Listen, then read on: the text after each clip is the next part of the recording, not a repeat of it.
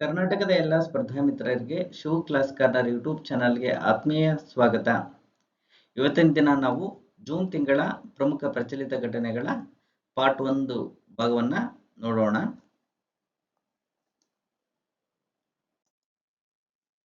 ಅದಕ್ಕಿಂತ ಮುಂಚಿತವಾಗಿ ನನ್ನ ಬಗ್ಗೆ ಸ್ವಲ್ಪ ಪರಿಚಯ ಮಾಡ್ಕೊಳ್ಳೋಣ.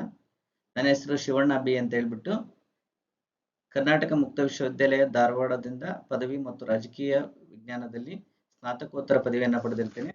ಹಾಗೆಯೇ Indira Gandhi national open university ಇಂದ ಬ್ಯಾಚುಲರ್ ಆಫ್ ಎಜುಕೇಶನ್ ಪದವಿಯನ್ನು ಪಡೆದಿರ್ತೇನೆ. ಪದವಿಯ ಅಂತಿಮ ವರ್ಷದಲ್ಲಿರುವಾಗಲೇ KS ಪೂರ್ವಭಾವಿ ಪರೀಕ್ಷೆ ಮತ್ತು ಮುಖ್ಯ ಪರೀಕ್ಷೆಯನ್ನ ಉತ್ತೀರ್ಣಗೊಂಡು ಸಂದರ್ಶನ ನೀಡಿದ ಅನುಭವವಿದೆ. ಹಾಗೆಯೇ ನಾನು ಈ ಕೆಳಗಿನ ಎಕ್ಸಾಮ್ಗಳನ್ನು ಕ್ಲಿಯರ್ ಮಾಡಿರ್ತೇನೆ. KPSCಯ ಗೆಜೆಟೆಡ್ ಪ್ರೊಬೇಷನರಿ ಹುದ್ದೆಗಳ ಸಂದರ್ಶನವನ್ನು 2017 ಮತ್ತು 2022ರಂದು ಕೊಟ್ಟಿರ್ತೇನೆ. ಹಾಗೆಯೇ ಕೇಂದ್ರ ಸರ್ಕಾರದ ರೈಲ್ವೆ ರಿಕ್ರೂಟ್ಮೆಂಟ್ ಬೋರ್ಡ್ ನಡೆಸುವಂತಹ ಎಕ್ಸಾಮ್ ಅನ್ನ 2013 ಮತ್ತು 2015ರಲ್ಲಿ 2 ಬಾರಿ ಕ್ಲಿಯರ್ ಮಾಡಿರ್ತೇನೆ. ಹಾಗೆಯೇ TET ಪೇಪರ್ 1 ಮತ್ತು TET ಪೇಪರ್ 2 2014ರಲ್ಲಿ ಕ್ಲಿಯರ್ ಮಾಡಿರ್ತೇನೆ. ಹಾಗೆಯೇ RDPR ಡಿಪಾರ್ಟ್ಮೆಂಟ್ನ second divisional assistant accountant exam ಅನ್ನು 2015ರಲ್ಲಿ ಕ್ಲಿಯರ್ ಮಾಡಿರ್ತೇನೆ. ಹಾಗೆಯೇ ಪ್ರೈಮರಿ ಸ್ಕೂಲ್ ಟೀಚರ್ ಎಕ್ಸಾಮ್ ಅನ್ನು 2016ರಲ್ಲಿ ಕ್ಲಿಯರ್ ಮಾಡಿರ್ತೇನೆ. ಹಾಗೆಯೇ ಕರ್ನಾಟಕ ಸ್ಟೇಟ್ ಎಲಿಜಿಬಿಲಿಟಿ ಟೆಸ್ಟ್ ಮತ್ತು UGC ನೆಟ್ ನಡೆಸುವಂತಹ ಪೊಲಿಟಿಕಲ್ ಸೈನ್ಸ್ ಸಬ್ಜೆಕ್ಟ್ನಲ್ಲಿ ನೆಟ್ ಕ್ಲಿಯರ್ ಮಾಡಿರ್ತೇನೆ. ಹಾಗೆಯೇ KE ಅವರು ನಡೆಸಿರುವಂತಹ ಅಸಿಸ್ಟೆಂಟ್ ಪ್ರೊಫೆಸರ್ ಎಕ್ಸಾಮ್ನಲ್ಲಿ 1:2 ಆಯ್ಕೆಯಾಗಿರುತ್ತೇನೆ. ಹಾಗೆಯೇ 2025ರಲ್ಲಿ KPSC ನಡೆಸುವಂತಹ ಗೆಜೆಟೆಡ್ ಪ್ರೊಬೇಷನರಿ ಹುದ್ದೆಗಳ ಒಂದು ಪೂರ್ವಭಾವಿ ಪರೀಕ್ಷೆಯನ್ನ ಉತ್ತೀರ್ಣಗೊಂಡು ಮುಖ್ಯ ಪರೀಕ್ಷೆಯನ್ನ ಬರೆದಿರ್ತೇನೆ. ಇದು ನನ್ನ ಕಿರು ಪರಿಚಯ. ಬನ್ನಿ ಈ ತಿಂಗಳ ಪ್ರಮುಖ ಪ್ರಚಲಿತ ವಿದ್ಯಮಾನಗಳ ಬಗ್ಗೆ ತಿಳ್ಕೊಳ್ಳೋಣ. ಹಾಗಾದ್ರೆ ಜೂನ್ ತಿಂಗಳ ಮೊದಲ ಭಾಗದಲ್ಲಿ ಯಾವ್ಯಾವ ವಿಷಯಗಳನ್ನು ಒಳಗೊಂಡಿದೆ ಅನ್ನೋದನ್ನು ನೋಡೋದಾದ್ರೆ, ಗೃಹ ಆರೋಗ್ಯ ಯೋಜನೆಗೆ ಸಂಬಂಧಪಟ್ಟಂತೆ ಮಾಹಿತಿಯನ್ನು ತಿಳ್ಕೊಳ್ತೀವಿ. ಉಲ್ಲಾಸ ಯೋಜನೆ ಅನ್ನೋ ಮಾಹಿತಿ ಇದೆ. SPMEPCI ಅನ್ನುವಂತಹ ಉಪಕ್ರಮದ ಬಗ್ಗೆ ತಿಳ್ಕೊಳ್ತೀವಿ. ರಾಮ್ಸರ್ ಸೈಟ್ ಬಗ್ಗೆ ತಿಳ್ಕೊಳ್ತೀವಿ. ವಿಶ್ವ ಪರಿಸರ ದಿನಾಚರಣೆಯ ವಿಶೇಷತೆಗಳ ಬಗ್ಗೆ ಈ ವಿಡಿಯೋದಲ್ಲಿ ತಿಳ್ಕೊಳ್ತೀವಿ. ಹಾಗೆಯೇ ವಿಶ್ವ ಹೈಡ್ರೋಜನ್ ಶೃಂಗಸಭೆಯ ಬಗ್ಗೆ ಮಾಹಿತಿ ಇರುತ್ತೆ. ರಾಷ್ಟ್ರೀಯ ಆಡಳಿತ ಪ್ರಶಸ್ತಿಯ ಬಗ್ಗೆ ತಿಳ್ಕೊಳ್ತೀವಿ. ಹಾಗೆಯೇ ಬಾಂಗ್ಲಾದೇಶದಲ್ಲಿ ನೋಟುಗಳಲ್ಲಿ ರಾಷ್ಟ್ರಪಿತನ ಭಾವಚಿತ್ರಕ್ಕೆ ವಿದಾಯ ಎನ್ನುವಂತಹ ಮಾಹಿತಿ ತಿಳ್ಕೊಳ್ತೀವಿ. ಹಾಗೆಯೇ ವಿಶ್ವದ ಅತಿ ಎತ್ತರದ ಸೇತುವೆಯ ಬಗ್ಗೆ ಮಾಹಿತಿ ತಿಳ್ಕೊಳ್ತೀವಿ. ಇತ್ತೀಚೆಗೆ ಹೊಸ ಜಾತಿಯ ಪ್ಲಾನೇರಿಯಾ ಪತ್ತೆಯಾಗಿತ್ತು. ಅದರ ಬಗ್ಗೆ ಕೂಡ ಈ ವಿಡಿಯೋ ಮಾಹಿತಿಯನ್ನು ಒಳಗೊಂಡಿರುತ್ತೆ. ಹಾಗಾದ್ರೆ ನಾನು ಈ ಎಲ್ಲ ಮಾಹಿತಿಗಳನ್ನ ನಾನು ಎಲ್ಲಿಂದ ಸಂಗ್ರಹಣೆ ಮಾಡ್ತೀನಿ ಅನ್ನೋದನ್ನ ನೋಡೋದಾದ್ರೆ,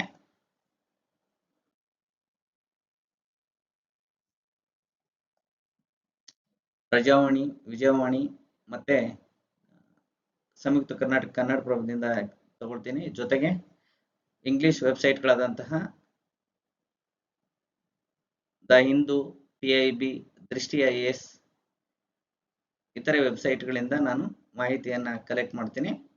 ಈ ವಿಡಿಯೋದಲ್ಲಿ ಒಂದು ವಿಶೇಷವಾದಂತಹ ಒಂದು ಸ್ಪರ್ಧಾರ್ಥಿಗಳಿಗೆ ಶಿವು ಕ್ಲಾಸ್ ಕಾರ್ನರ್ನ ಸಕ್ಸಸ್ ಮಂತ್ರ ಅಂತ ಹೇಳಿ ಈ ವಿಡಿಯೋದ ಕೊನೆಯಲ್ಲಿ ಒಂದು 2-3 ನಿಮಿಷಗಳಲ್ಲಿ ಒಂದು ಪರೀಕ್ಷೆಯಲ್ಲಿ ಯಶಸ್ವಿಗೊಳಿಸೋಕೆ ಅಗತ್ಯವಾದಂತಹ ಒಂದು ಸಕ್ಸಸ್ ಮಂತ್ರವನ್ನ ಹೇಳಲಾಗುತ್ತೆ.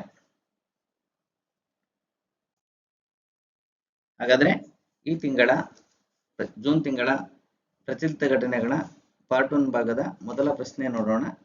ಪ್ರಶ್ನೆ ಹೀಗಿದೆ: ಗೃಹ ಆರೋಗ್ಯ ಯಾವುದಕ್ಕೆ ಸಂಬಂಧಿಸಿದೆ? A. ಮನೆ ಬಾಗಿಲಿಗೆ ಆರೋಗ್ಯ. B. ಕ್ಯಾನ್ಸರ್ ರೋಗಿಗಳಿಗೆ ಉಚಿತ ಚಿಕಿತ್ಸೆ. C. ನಗರ ಪ್ರದೇಶದ ಜನತೆಗೆ ಉಚಿತ ಆರೋಗ್ಯ ಒದಗಿಸುವಂಥದ್ದು. D. ಕುಷ್ಠರೋಗಿಗಳಿಗೆ ಉಚಿತ ಆರೋಗ್ಯ ಸೇವೆ ನೀಡುವಂಥದ್ದು. ನಿಮ್ಮ ಉತ್ತರ ಮನೆ ಬಾಗಿಲಿಗೆ ಆರೋಗ್ಯ ಸೇವೆಯನ್ನು ಒದಗಿಸುವಂತಹ ಉತ್ತರ ಆಗಬೇಕು.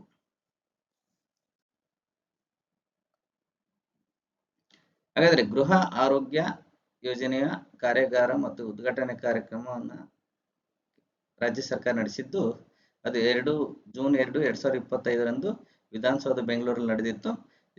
ಇದು ಯಾವುದಕ್ಕೆ ಸಂಬಂಧಪಟ್ಟಿದೆ ಅನ್ನೋದನ್ನು ನೋಡೋದಾದ್ರೆ, ಅಸಾಂಕ್ರಾಮಿಕ ರೋಗಗಳ ನಿಯಂತ್ರಣ ಹಾಗೂ ನಿರ್ವಹಣೆಯ ಮಹತ್ವಾಕಾಂಕ್ಷೆಯ ಯೋಜನೆಯಾಗಿದೆ. ಗೃಹ ಆರೋಗ್ಯ ಯೋಜನೆಯು.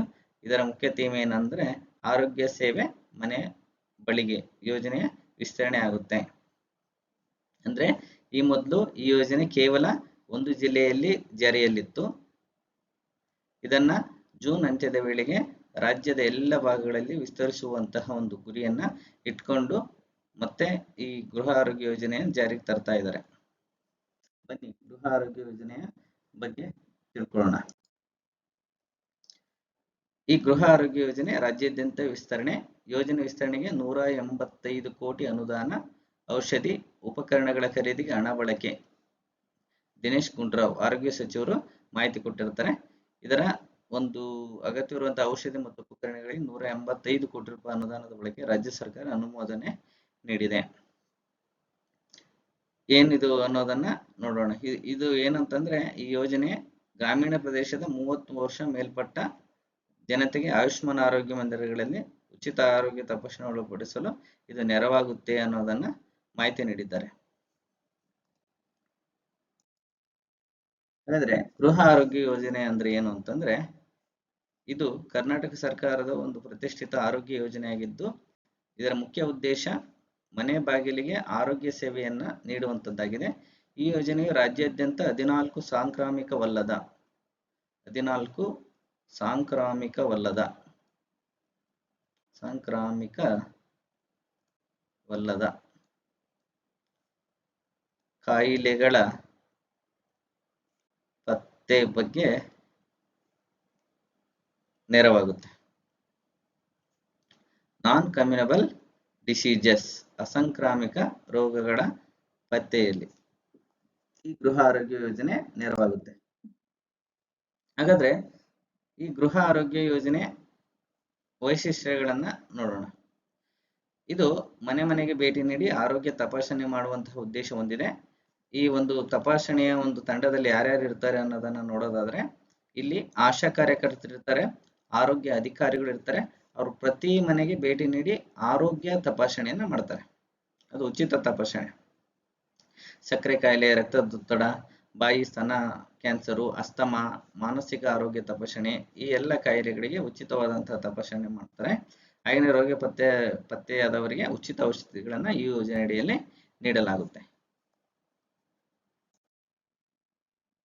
ಹಾಗಾದ್ರೆ ಈ ಗೃಹ ಆರೋಗ್ಯ ಯೋಜನೆ ಅಡಿಯಲ್ಲಿ ಏನು ಕಾಯಿಲೆಗಳಿಗೆ ಮದ್ದನ್ನು ಕೊಡ್ತಾರಲ್ಲ, ಹಾಗಾದ್ರೆ ಆ ಕಾಯಿಲೆಗಳು ಯಾವ್ಯಾವು ಅನ್ನೋದನ್ನು ನೋಡೋದಾದ್ರೆ ಈ ಗೃಹ ಆರೋಗ್ಯ ಯೋಜನೆ ಸುಮಾರು 14 ನಾನ್ ಕಮ್ಯುನಬಲ್ ಡಿಸೀಸಸ್ಗೆ ಸಂಬಂಧಪಟ್ಟಂತೆ ಚಿಕಿತ್ಸೆಯನ್ನು ನೀಡಲಾಗುತ್ತೆ. ಹಾಗಾದ್ರೆ ಆ 14 ಅಸಂಕ್ರಾಮಿಕ ರೋಗಗಳು ಯಾವ ಅಂತಂದ್ರೆ ಒಂದು ಮಧುಮೇಹ ಅಂದ್ರೆ ಡಯಾಬಿಟಿಸ್, ಅಧಿಕ ರಕ್ತದೊತ್ತಡ, ಬಾಯಿ ಕ್ಯಾನ್ಸರು, ಸ್ತನ ಕ್ಯಾನ್ಸರು, ಗರ್ಭಕಂಠದ ಕ್ಯಾನ್ಸರು, ಡಯಾಬಿಟಿಕ್ ಫುಟ್, ರೆಟಿನೋಪತಿ, ಮಾನಸಿಕ ಆರೋಗ್ಯ ಅಸ್ವಸ್ಥತೆಗಳು, ನರವೈಜ್ಞಾನಿಕ ಅಸ್ವಸ್ಥತೆ, ನಿದ್ರೆಯಲ್ಲಿ ಉಸಿರುಗಟ್ಟುವಿಕೆ, ದೀರ್ಘಕಾಲದ ಮೂತ್ರಪಿಂಡದ ಕಾಯಿಲೆ, ಹಾಗೆಯೇ ದೀರ್ಘಕಾಲದ ರೋಗ ಪ್ರತಿರೋಧಕ ಶ್ವಾಸಕೋಶದ ಕಾಯಿಲೆ, ಹೀಗೆ ಹಲವಾರು ಕಾಯಿಲೆಗಳಿಗೆ ಸಂಬಂಧಪಟ್ಟಂತೆ ರಕ್ತಹೀನತೆ ಕೂಡ ಇದರಲ್ಲಿ ಬರುತ್ತೆ. ಸುಮಾರು 14 ನಾನ್ ಕಮ್ಯುನಬಲ್ ಡಿಸೀಸಸ್ಗೆ ಈ ಒಂದು ಗೃಹ ಆರೋಗ್ಯ ಯೋಜನೆ ಅಡಿಯಲ್ಲಿ ನಮಗೆ ಚಿಕಿತ್ಸೆಯನ್ನ ನೀಡಲಾಗುತ್ತೆ. ಹಾಗಾದ್ರೆ ಈ ಯೋಜನೆ ಅಡಿಯಲ್ಲಿ ಏನ್ ಮಾಡ್ತಾರೆ, ಆಶಾ ಕಾರ್ಯಕರ್ತರು ಮನೆ ಮನೆಗೆ ಭೇಟಿ ನೀಡಿ ಸಾರ್ವಜನಿಕರಿಗೆ ಆರೋಗ್ಯದ ಬಗ್ಗೆ ಜಾಗೃತಿಯನ್ನು ಮೂಡಿಸ್ತಾರೆ. ಈ ಜಾಗೃತಿ ಮೂಡಿಸಿದ ನಂತರ ಆರೋಗ್ಯ ತಪಾಸಣೆಗೆ ಆಯುಷ್ಮಾನ್ ಆರೋಗ್ಯ ಮಂದಿರಕ್ಕೆ ಆಯುಷ್ಮಾನ್ ಆರೋಗ್ಯ ಮಂದಿರಗಳಿದಾವಲ್ಲ ಅಲ್ಲಿಗೆ ಕಳಿಸ್ತಾರೆ ಚಿಕಿತ್ಸೆಗಾಗಿ. ಆರೋಗ್ಯ ತಪಾಸಣೆ ನಡೆಸಿ NCD ಪೋರ್ಟಲ್ಗೆ ಡೇಟಾ ನಮೂದಿಸಲಾಗುತ್ತದೆ. ಜೊತೆಗೆ ಏನಾದರೂ ಮೇಲ್ದರ್ಜೆ ಚಿಕಿತ್ಸೆ ಅಗತ್ಯವಿದ್ದಲ್ಲಿ ಹೆಚ್ಚಿನ ಚಿಕಿತ್ಸೆಗೆ ಮೇಲ್ದರ್ಜೆ ಆಸ್ಪತ್ರೆಗಳಿಗೆ ಕಳಿಸಲಾಗುತ್ತದೆ. ಚಿಕಿತ್ಸೆ ಪಡೆಯಲು ಸಾಧ್ಯವಾಗದವರ ವೆಚ್ಚವನ್ನ ಸರ್ಕಾರವೇ ಭರಿಸುತ್ತದೆ. ಅತಿ ಕಡುಬಡವರು ಏನಿರ್ತಾರ ಅವರ ಒಂದು ವೈದ್ಯಕೀಯ ಎಲ್ಲ ವೆಚ್ಚವನ್ನ ಸರ್ಕಾರವೇ ಭರಿಸುತ್ತೆ ಈ ಗೃಹ ಆರೋಗ್ಯ ಯೋಜನೆ ಅಡಿಯಲ್ಲಿ. ಇದು ಗೃಹ ಆರೋಗ್ಯ ಯೋಜನೆಯ ವಿಶೇಷತೆಗಳು. ಈಗ ಎರಡನೇ ಒಂದು ಪ್ರಮುಖ ಪ್ರಚಲಿತ ಘಟನೆ ಬಗ್ಗೆ ತಿಳ್ಕೊಳ್ಳೋಣ. ಉಲ್ಲಾಸ್ ಯೋಜನೆಯಡಿ 100ರಷ್ಟು ಪ್ರಗತಿ ಸಾಧಿಸಿದ ರಾಜ್ಯ ಯಾವುದು? A Karnataka, B Uttarakhand, C Sikkim, D Goa. ನಿಮ್ಮ ಉತ್ತರ ಗೋವಾ ಆಗಿರ್ಬೇಕು. ಹಾಗಾದ್ರೆ ಬನ್ನಿ, ಉಲ್ಲಾಸ್ ಯೋಜನೆ ಅಂದ್ರೆ ಅನ್ನೋದನ್ನ ತಿಳ್ಕೊಳ್ಳೋಣ. ಉಲ್ಲಾಸ್ ಯೋಜನೆಯಡಿ ಗೋವಾ ಭಾರತದ 2ನೇ ಸಂಪೂರ್ಣ ಸಾಕ್ಷರತಾ ರಾಜ್ಯವಾಯಿತು. ಗೋವಾ 2ನೇ ಸಂಪೂರ್ಣ ಸಾಕ್ಷರತಾ ರಾಜ್ಯವಾಗಿದೆ. ಹಾಗಾದ್ರೆ 1987ರಲ್ಲಿ ಕೇಂದ್ರಾಡಳಿತ ಪ್ರದೇಶದಿಂದ ರಾಜ್ಯವಾಗಿ ಬಡ್ತಿ ಪಡೆದ ಗೋವಾ ಮಿಜೋರಾಂ ನಂತರ ಸಂಪೂರ್ಣ ಕ್ರಿಯಾತ್ಮಕ ಸಾಕ್ಷರ ರಾಜ್ಯವೆಂದು ಘೋಷಿಸಲ್ಪಟ್ಟ 2ನೇ ರಾಜ್ಯವಾಗಿದೆ. ಹಾಗಾದ್ರೆ ಮೊದಲನೇ ರಾಜ್ಯ ಯಾವುದು ಅಂತಂದ್ರೆ ಈ ಯೋಜನೆಯಡಿ 100% ಸಂಪೂರ್ಣ ಸಾಕ್ಷರತೆಯನ್ನು ಸಾಧಿಸಿದ ರಾಜ್ಯ ಯಾವುದು ಅನ್ನೋದು ನೋಡೋದಾದ್ರೆ ಅದು ಮಿಜೋರಾಂ. ಯಾವುದು? ಮಿಜೋರಾಂ. 2ನೇ ರಾಜ್ಯ ಗೋವಾ.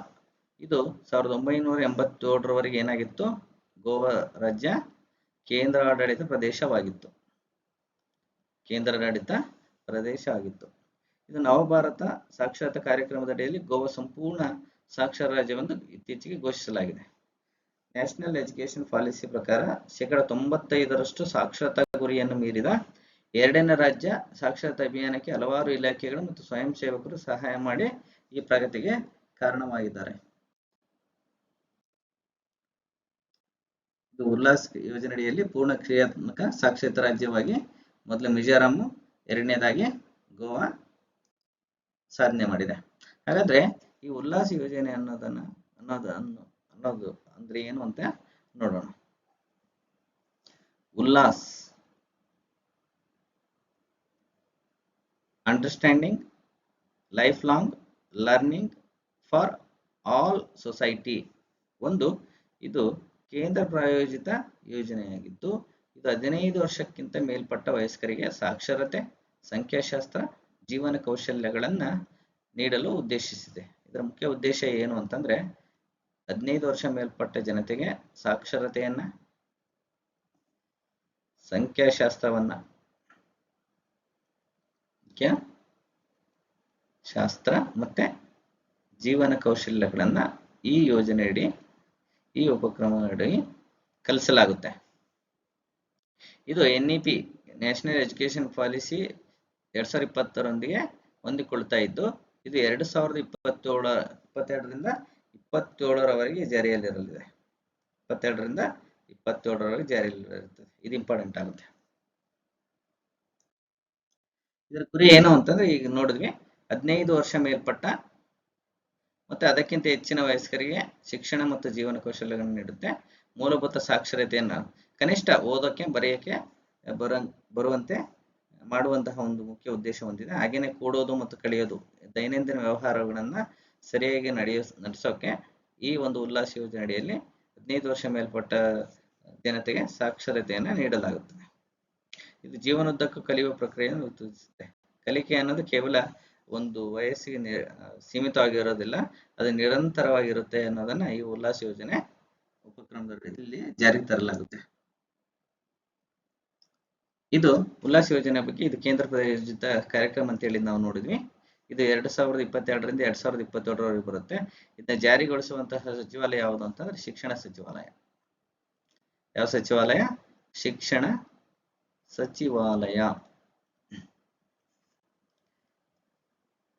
ಇದನ್ನ ಮೌಲ್ಯಮಾಪನ ಮಾಡೋ ಫೌಂಡೇಶನ್ ಲಿಟರೇಸಿ ಮತ್ತು ಸಂಖ್ಯಾಶಾಸ್ತ್ರ ಮೌಲ್ಯಮಾಪನ ಪರೀಕ್ಷೆಯನ್ನ ನಡೆಸಲಾಗುತ್ತದೆ ಇದರ ಮೌಲ್ಯಮಾಪನಕ್ಕಾಗಿ.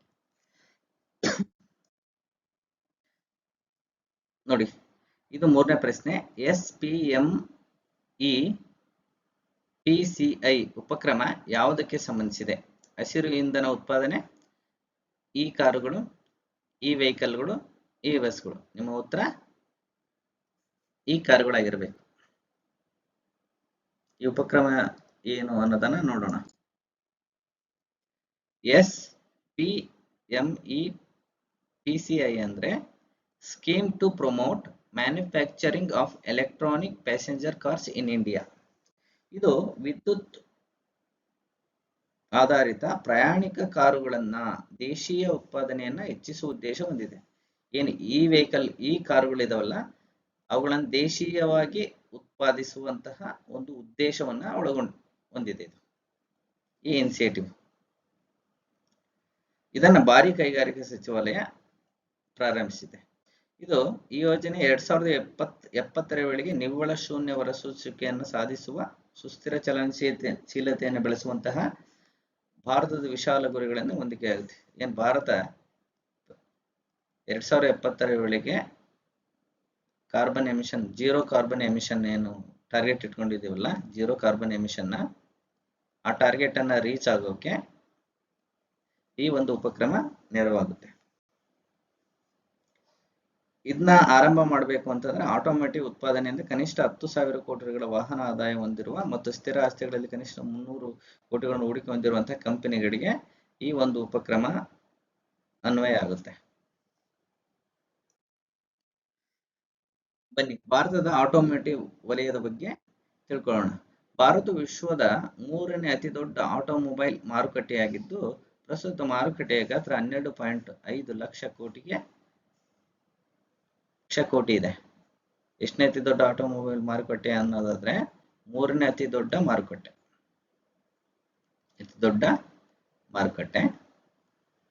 ಈಗಿನ ಮಾರುಕಟ್ಟೆ ಗಾತ್ರ ಎಷ್ಟು ಅಂತಂದ್ರೆ 12.5 ಲಕ್ಷ ಕೋಟಿ.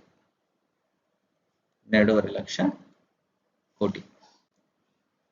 ಇದು 2030ರ ವೇಳೆಗೆ ವಿಶ್ವದ ಅತಿ ದೊಡ್ಡ ಆಟೋಮೊಬೈಲ್ ಮಾರುಕಟ್ಟೆಯಾಗುವಂತಹ ಗುರಿಯನ್ನು ಹೊಂದಿದೆ. ವಿದ್ಯುತ್ ಮತ್ತು ಪರ್ಯಾಯ ಇಂಧನ ವಾಹನಗಳನ್ನು ಕೇಂದ್ರೀಕರಿಸುತ್ತದೆ. ಇದು ವಿದ್ಯುತ್ ಮತ್ತು ಪರ್ಯಾಯ ಇಂಧನಗಳ ಮೂಲಕ ವಾಹನಗಳನ್ನು ತಯಾರಿಸುವಂತಹ ಉಪಕ್ರಮವನ್ನು ಒಳಗೊಂಡಿದೆ. ಈ ಮಾರುಕಟ್ಟೆ 2030ರ ವೇಳೆಗೆ 24.9 ಕೋಟಿ, ಏನು 12.5 ಲಕ್ಷ ಕೋಟಿ ಇತ್ತಲ್ಲ, ಅದು 24.9 ಲಕ್ಷ ಕೋಟಿಗೆ ಏರಿಕೆಯಾಗುವಂತ ನಿರೀಕ್ಷೆ ಇದೆ. ಇದು 50% ಬೆಳವಣಿಗೆಯನ್ನು ಸಾಧಿಸುತ್ತದೆ. 12ರಿಂದ 25 ಲಕ್ಷ, ಏನು 50% ಬೆಳವಣಿಗೆಯನ್ನು ಸಾಧಿಸುವಂತಹ ಗುರಿಯನ್ನ ಹೊಂದಿದೆ. ಯಾವಾಗ? 2030ರ ವೇಳೆಗೆ. ಇನ್ನು ಭಾರತದ ಜಿಡಿಪಿಗೆ ಆಟೋಮೊಬೈಲ್ ವಲಯದ ಕೊಡುಗೆ 7%. ಎಷ್ಟು ಕೊಡುಗೆ ಕೊಡುತ್ತೆ ಅಂದ್ರೆ ಆಟೋಮೊಬೈಲ್ ಕ್ಷೇತ್ರ 7% ಕೊಡುಗೆ ಕೊಡುತ್ತೆ. ಹಾಗೇನೆ ನಿಮಗೊಂದು ಪ್ರಶ್ನೆ, ಕಮೆಂಟ್ ಅಲ್ಲಿ ಉತ್ತರ ಮಾಡಿ. ಪ್ರಸ್ತುತ ಭಾರತದ ಜಿಡಿಪಿಗೆ ಕೃಷಿ ವಲಯ ಎಷ್ಟು ಜಿಡಿಪಿಗೆ ಕೊಡುಗೆ ನೀಡುತ್ತೆ ಅನ್ನೋದನ್ನ ಕಮೆಂಟ್ ಮಾಡಿ. ಭಾರತದ ಆಟೋ ವಲಯದ ಬೆಳವಣಿಗೆ ಚಾಲಕರು ಆಟೋಮೊಬೈಲ್ ಮತ್ತು ಆಟೋ ಘಟಕಗಳಿಗೆ PL ಯೋಜನೆ ಮತ್ತು ಸುಧಾರಿತ ರಸಾಯನಶಾಸ್ತ್ರ ಕೋಶಗಳಿಗೆ PL ಯೋಜನೆಯನ್ನ PME ಡ್ರೈವ್ ಯೋಜನೆ ಜಾರಿಗೊಳಿಸುತ್ತೆ. ಈ ತಿಂಗಳ ಪ್ರಮುಖ ಪ್ರಚಲಿತ ಘಟನೆಯ 4ನೇ ಪ್ರಶ್ನೆ ಹೀಗಿದೆ: ಇತ್ತೀಚೆಗೆ ಸೇರ್ಪಡೆಗೊಂಡ ರಾಮ್ಸರ್ ತಾಣಗಳು ಯಾವುವು? ಇತ್ತೀಚೆಗೆ ರಾಮ್ಸರ್ ಸೈಟ್ ಸೇರ್ಪಡೆ ಆದವು ಭಾರತದಿಂದ. ಅವು ಯಾವುವು ಅಂತ ಪ್ರಶ್ನೆ ಕೇಳಿದರೆ, 1 A ರಂಗನತಿಟ್ಟು ಪಕ್ಷಿಧಾಮ, B ಕಿಚನ್ ಮತ್ತು ಮೇನರ್, C ರೇಣುಕಾ ಸರೋವರ, D ಚಿಲ್ಕಾ ಸರೋವರ. ನಿಮ್ಮ ಉತ್ತರ ಕಿಚನ್ ಮತ್ತು ಮೇನರ್ ಆಗಿರಬೇಕು. ಇತ್ತೀಚೆಗೆ ನ್ಯೂ ರಾಮ್ಸರ್ ಸೈಟ್ಸ್ ಕಿಚನ್ ಮತ್ತು ಮೇನರ್ ಅಂತ ಹೇಳಿ ಭಾರತದಲ್ಲಿ ಸೇರ್ಪಡೆ ಆಯಿತು. ಭಾರತದಿಂದ 2 ಜೌಗು ಪ್ರದೇಶಗಳು ರಾಮ್ಸರ್ ತಾಣಗಳ ಪಟ್ಟಿಗೆ ಸೇರಿಸಲಾಗಿದ್ದು ದೇಶದಲ್ಲಿ ಅಂತ ತಾಣಗಳ ಸಂಖ್ಯೆ 91ಕ್ಕೆ ತಲುಪಿದೆ. ಈಗ ನಮ್ಮ ದೇಶದಲ್ಲಿ ಒಟ್ಟಾರೆಯಾಗಿ ರಾಮ್ಸರ್ ತಾಣಗಳು, ರಾಮ್ಸರ್ ಸೈಟ್ ಏನಂತೀವಲ್ಲ, ಅವುಗಳ ಸಂಖ್ಯೆ ಎಷ್ಟಾಗಿದೆ? 91ಕ್ಕೆ ಏರಿದೆ. ಎಷ್ಟಕ್ಕೆ? 91ಕ್ಕೆ ತಲುಪಿದೆ. ಭಾರತದಲ್ಲಿ ರಾಮ್ಸರ್ ತಾಣಗಳ ಪಟ್ಟಿಗೆ ಇತ್ತೀಚೆಗೆ ಸೇರ್ಪಡೆಗೊಂಡ ತಾಣಗಳಂತಂದ್ರೆ ರಾಜಸ್ಥಾನದ ಬೆಲೋಡಿಯಾ ಕಿಚನ್ ಮತ್ತು ಉದಯಪುರದ ಮೆನ್ನರ್. ಕೇಂದ್ರ ಪರಿಸರ ಸಚಿವ ಭೂಪೇಂದರ್ ಯಾದವ್ ಮಾತನಾಡಿ, ಪ್ರಧಾನಿ ನರೇಂದ್ರ ಮೋದಿ ಅವರು ಪರಿಸರ ಸಂರಕ್ಷಣೆಯತ್ತ ಗಮನ ಹರಿಸುವುದರಿಂದ ಭಾರತವು ಹಸಿರು ನಾಳೆಯನ್ನ ನಿರ್ಮಿಸಲು ಯಶಸ್ವಿಯಾಗಿ ಸಹಾಯ ಮಾಡುತ್ತದೆ ಎಂಬುದನ್ನು ಸುಸ್ಥಿರ ಅಭಿವೃದ್ಧಿಗೆ ಏನ್ ಜೌಗು ಪ್ರದೇಶಗಳನ್ನು ಸರಿಯಾದ ನಿರ್ವಹಣೆ ಮಾಡೋದ್ರಿಂದ ನಮ್ಮ ದೇಶದಲ್ಲಿ ತುಂಬಾ ಹೆಚ್ಚಿನ ಪ್ರಮಾಣದಲ್ಲಿ ರಾಮ್ಸರ್ ಸೈಟ್ಗಳ ಕಂಡು ಬರ್ತಾ ಇದಾವೆ ಮತ್ತು ಹೊಸದಾಗಿ ಗುರುತಿಸ್ತಾ ಇದ್ದಾರೆ ಅನ್ನೋದನ್ನ ಈ ಒಂದು ಮಾಹಿತಿಯನ್ನ ಏನು ನಮ್ಮ ಪರಿಸರ ಸಚಿವರು ಹೇಳ್ತಾರೆ.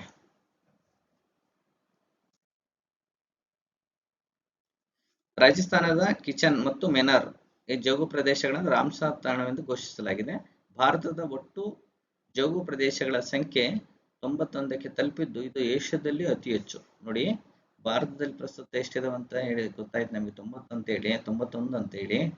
ಇಡೀ ಏಷ್ಯಾ ಖಂಡದಲ್ಲಿ ಅತಿ ಹೆಚ್ಚು ರಾಮ್ಸರ್ ಸೈಟ್ಗಳನ್ನು ಹೊಂದಿರುವಂತಹ ದೇಶ ಯಾವುದು ಅಂದ್ರೆ ಅದು ಭಾರತ. ಯಾವುದು? ಭಾರತ ಎಷ್ಟಿದೆ? 91 ರಾಮ್ಸರ್ ಸೈಟ್ಗಳಿದಾವೆ. ಹಾಗಾದ್ರೆ ರಾಜಸ್ಥಾನದಲ್ಲಿ ಕಂಡುಬರುವಂತಹ ಕಿಚನ್ ಸಾವಿರಾರು ವಲಸೆ ಡೆಮೆನ್ಸ್ ಕ್ರೇನ್ಗಳನ್ನು ಆತಿಥ್ಯ ವಹಿಸುವುದಕ್ಕೆ ಹೆಸರುವಾಸಿಯಾಗಿದೆ. ಯಾವುದಕ್ಕೆ ಪ್ರಸಿದ್ಧಿಯಾಗಿದೆ? ಡೆಮಿಯಲ್ಸ್ ಕ್ರೇನ್ಗಳನ್ನ ಆತಿಥ್ಯ ವಹಿಸಕ್ಕೆ. ಕ್ರೇನ್ಗಳು ಅಲ್ಲಿ ಬರ್ತವೆ, ವಲಸೆ ಬರ್ತವೆ. ಜೊತೆಗೆ ಮೆನಾರ್, ಇದನ್ನ ಪಕ್ಷಿ ಗ್ರಾಮ ಅಂತ ಹೇಳಿ ಕರೀತಾರೆ. ಇದು ಕೂಡ ರಾಜಸ್ಥಾನದಲ್ಲಿ ಕಂಡುಬರುತ್ತೆ. ಇದು ಸಮುದಾಯದ ಏನು ಗ್ರಾಮೀಣ ಸಮುದಾಯ ಅಥವಾ ಸಮುದಾಯದ ಸಹಭಾಗಿತ್ವದಿಂದ ಆ ಒಂದು ಪ್ರದೇಶದಲ್ಲಿ ಪಕ್ಷಿಗಳ ಸಂರಕ್ಷಣೆಗಾಗಿ ಆಗಿರುವಂತಹ ಒಂದು ಪ್ರದೇಶವೇ ಈ ಮೆನಾರ್ ಪಕ್ಷಿ ಗ್ರಾಮ ಅಂತೇಳಿ. ರಾಜಸ್ಥಾನವು ಈಗ ಸಾಂಬಾರ್ ಸರೋವರ ಮತ್ತು ಕೇವಲಡಿಯ ಗಾನ ರಾಷ್ಟ್ರೀಯ ಉದ್ಯಾನವನ ಭರತ್ಪುರ ಸೇರಿದಂತೆ 4 ರಾಮ್ಸರ್ ತಾಣಗಳನ್ನು ಹೊಂದಿದೆ. ಮೊದಲೇ 2 ಇದ್ವು, ಈಗ 2 ಸೇರಿ ಎಷ್ಟಾಯ್ತು? 4 ರಾಮ್ಸರ್ ತಾಣಗಳು ಎಲ್ಲಿದ್ದಾವೆ? ರಾಜಸ್ಥಾನದಲ್ಲಿದ್ದಾವೆ. ಈಗ ಯಾವುದು? ಕಿಚನ್ ಮತ್ತು ಮೆನಾರ್ ಅಂತಕ್ಕಂಥ 2 ರಾಮ್ಸರ್ ತಾಣಗಳು ಸೇರ್ಪಡೆಯಾಗಿ ರಾಜಸ್ಥಾನದಲ್ಲಿ ಈಗ ಒಟ್ಟು ಎಷ್ಟಿದಾವೆ? 4 ರಾಮ್ಸರ್ ತಾಣಗಳಿವೆ. ಹಾಗಾದ್ರೆ ಈ ರಾಮ್ಸರ್ ತಾಣಗಳು ಅಥವಾ ಜೋಗು ಪ್ರದೇಶಗಳು ಅಂದ್ರೆ ಏನು? ಜೋಗು ಪ್ರದೇಶ ಅವು ಏನಂತಂದ್ರೆ ಒಂದು ಸ್ಥಿರವಾಗಿರುವಂತಹ ನೀರು ಅಥವಾ ಹರಿಯುವ ನೀರನ್ನು ಹೊಂದಿರುವಂತಹ ನೈಸರ್ಗಿಕ ಅಥವಾ ಕೃತಕ ಪ್ರದೇಶ. ಒಂದು ಪ್ರದೇಶದಲ್ಲಿ ನೀರು ಹರಿತಾ ಇರಬಹುದು ಅಥವಾ ಸ್ಥಿರವಾಗಿರಬಹುದು. ಅದು ಮತ್ತೆ ಇನ್ನೊಂದು ಮಾನದಂಡ, ಅದು ನೈಸರ್ಗಿಕ ಅಥವಾ ಕೃತಕವಾಗಿ ಆದರೂ ಕೂಡ ಇರಬಹುದು. ಈ ಒಂದು ಮಾನದಂಡಗಳನ್ನು ಒಳಗೊಂಡಿದ್ರೆ ಅದನ್ನ ಜೋಗು ಪ್ರದೇಶ ಅಂತೇಳಿ ಗುರುತಿಸೋಕೆ ಸಹಾಯ ಆಗುತ್ತೆ. ಜೊತೆಗೆ ಇದರಲ್ಲಿ 6 ಮೀಟರ್ ಮೇರದ ಆಳವಿರುವ ಸಮುದ್ರ ಪ್ರದೇಶಗಳು ಕೂಡ ಸೇರಿದವೆ. 6 ಮೀಟರ್ ಗಿಂತ ಆಳಕ್ಕಿಂತ ಕಡಿಮೆ ಇರುವಂತಹ ಸಮುದ್ರ ಪ್ರದೇಶಗಳನ್ನು ಸಹ ರಾಮ್ಸರ್ ತಾಣಗಳು ಅಂತ ಹೇಳಿ ಗುರುತಿಸಬಹುದು. ಜೋಗು ಪ್ರದೇಶ ಪರಿಸರ ಸ್ನೇಹಿಯಾಗಿದ್ದು ಇವು ಭೂಮಿ ಮತ್ತು ಜಲಚರ ಪರಿಸರಗಳ ವ್ಯವಸ್ಥೆಗಳ ನಡುವಿನ ಭೂಮಿಯನ್ನು ಹೊಂದಿದೆ. ಭೂಮಿ ಮತ್ತು ಜಲಚರ, ಸಮುದ್ರ ಅಥವಾ ಜಲಚರ ಪರಿಸರ ವ್ಯವಸ್ಥೆ ನಡುವಿನ ಕೊಂಡಿಯಾಗಿ ಕೆಲಸ ಮಾಡುತ್ತೆ. ಯಾವುದು? ಜೋಗು ಪ್ರದೇಶ.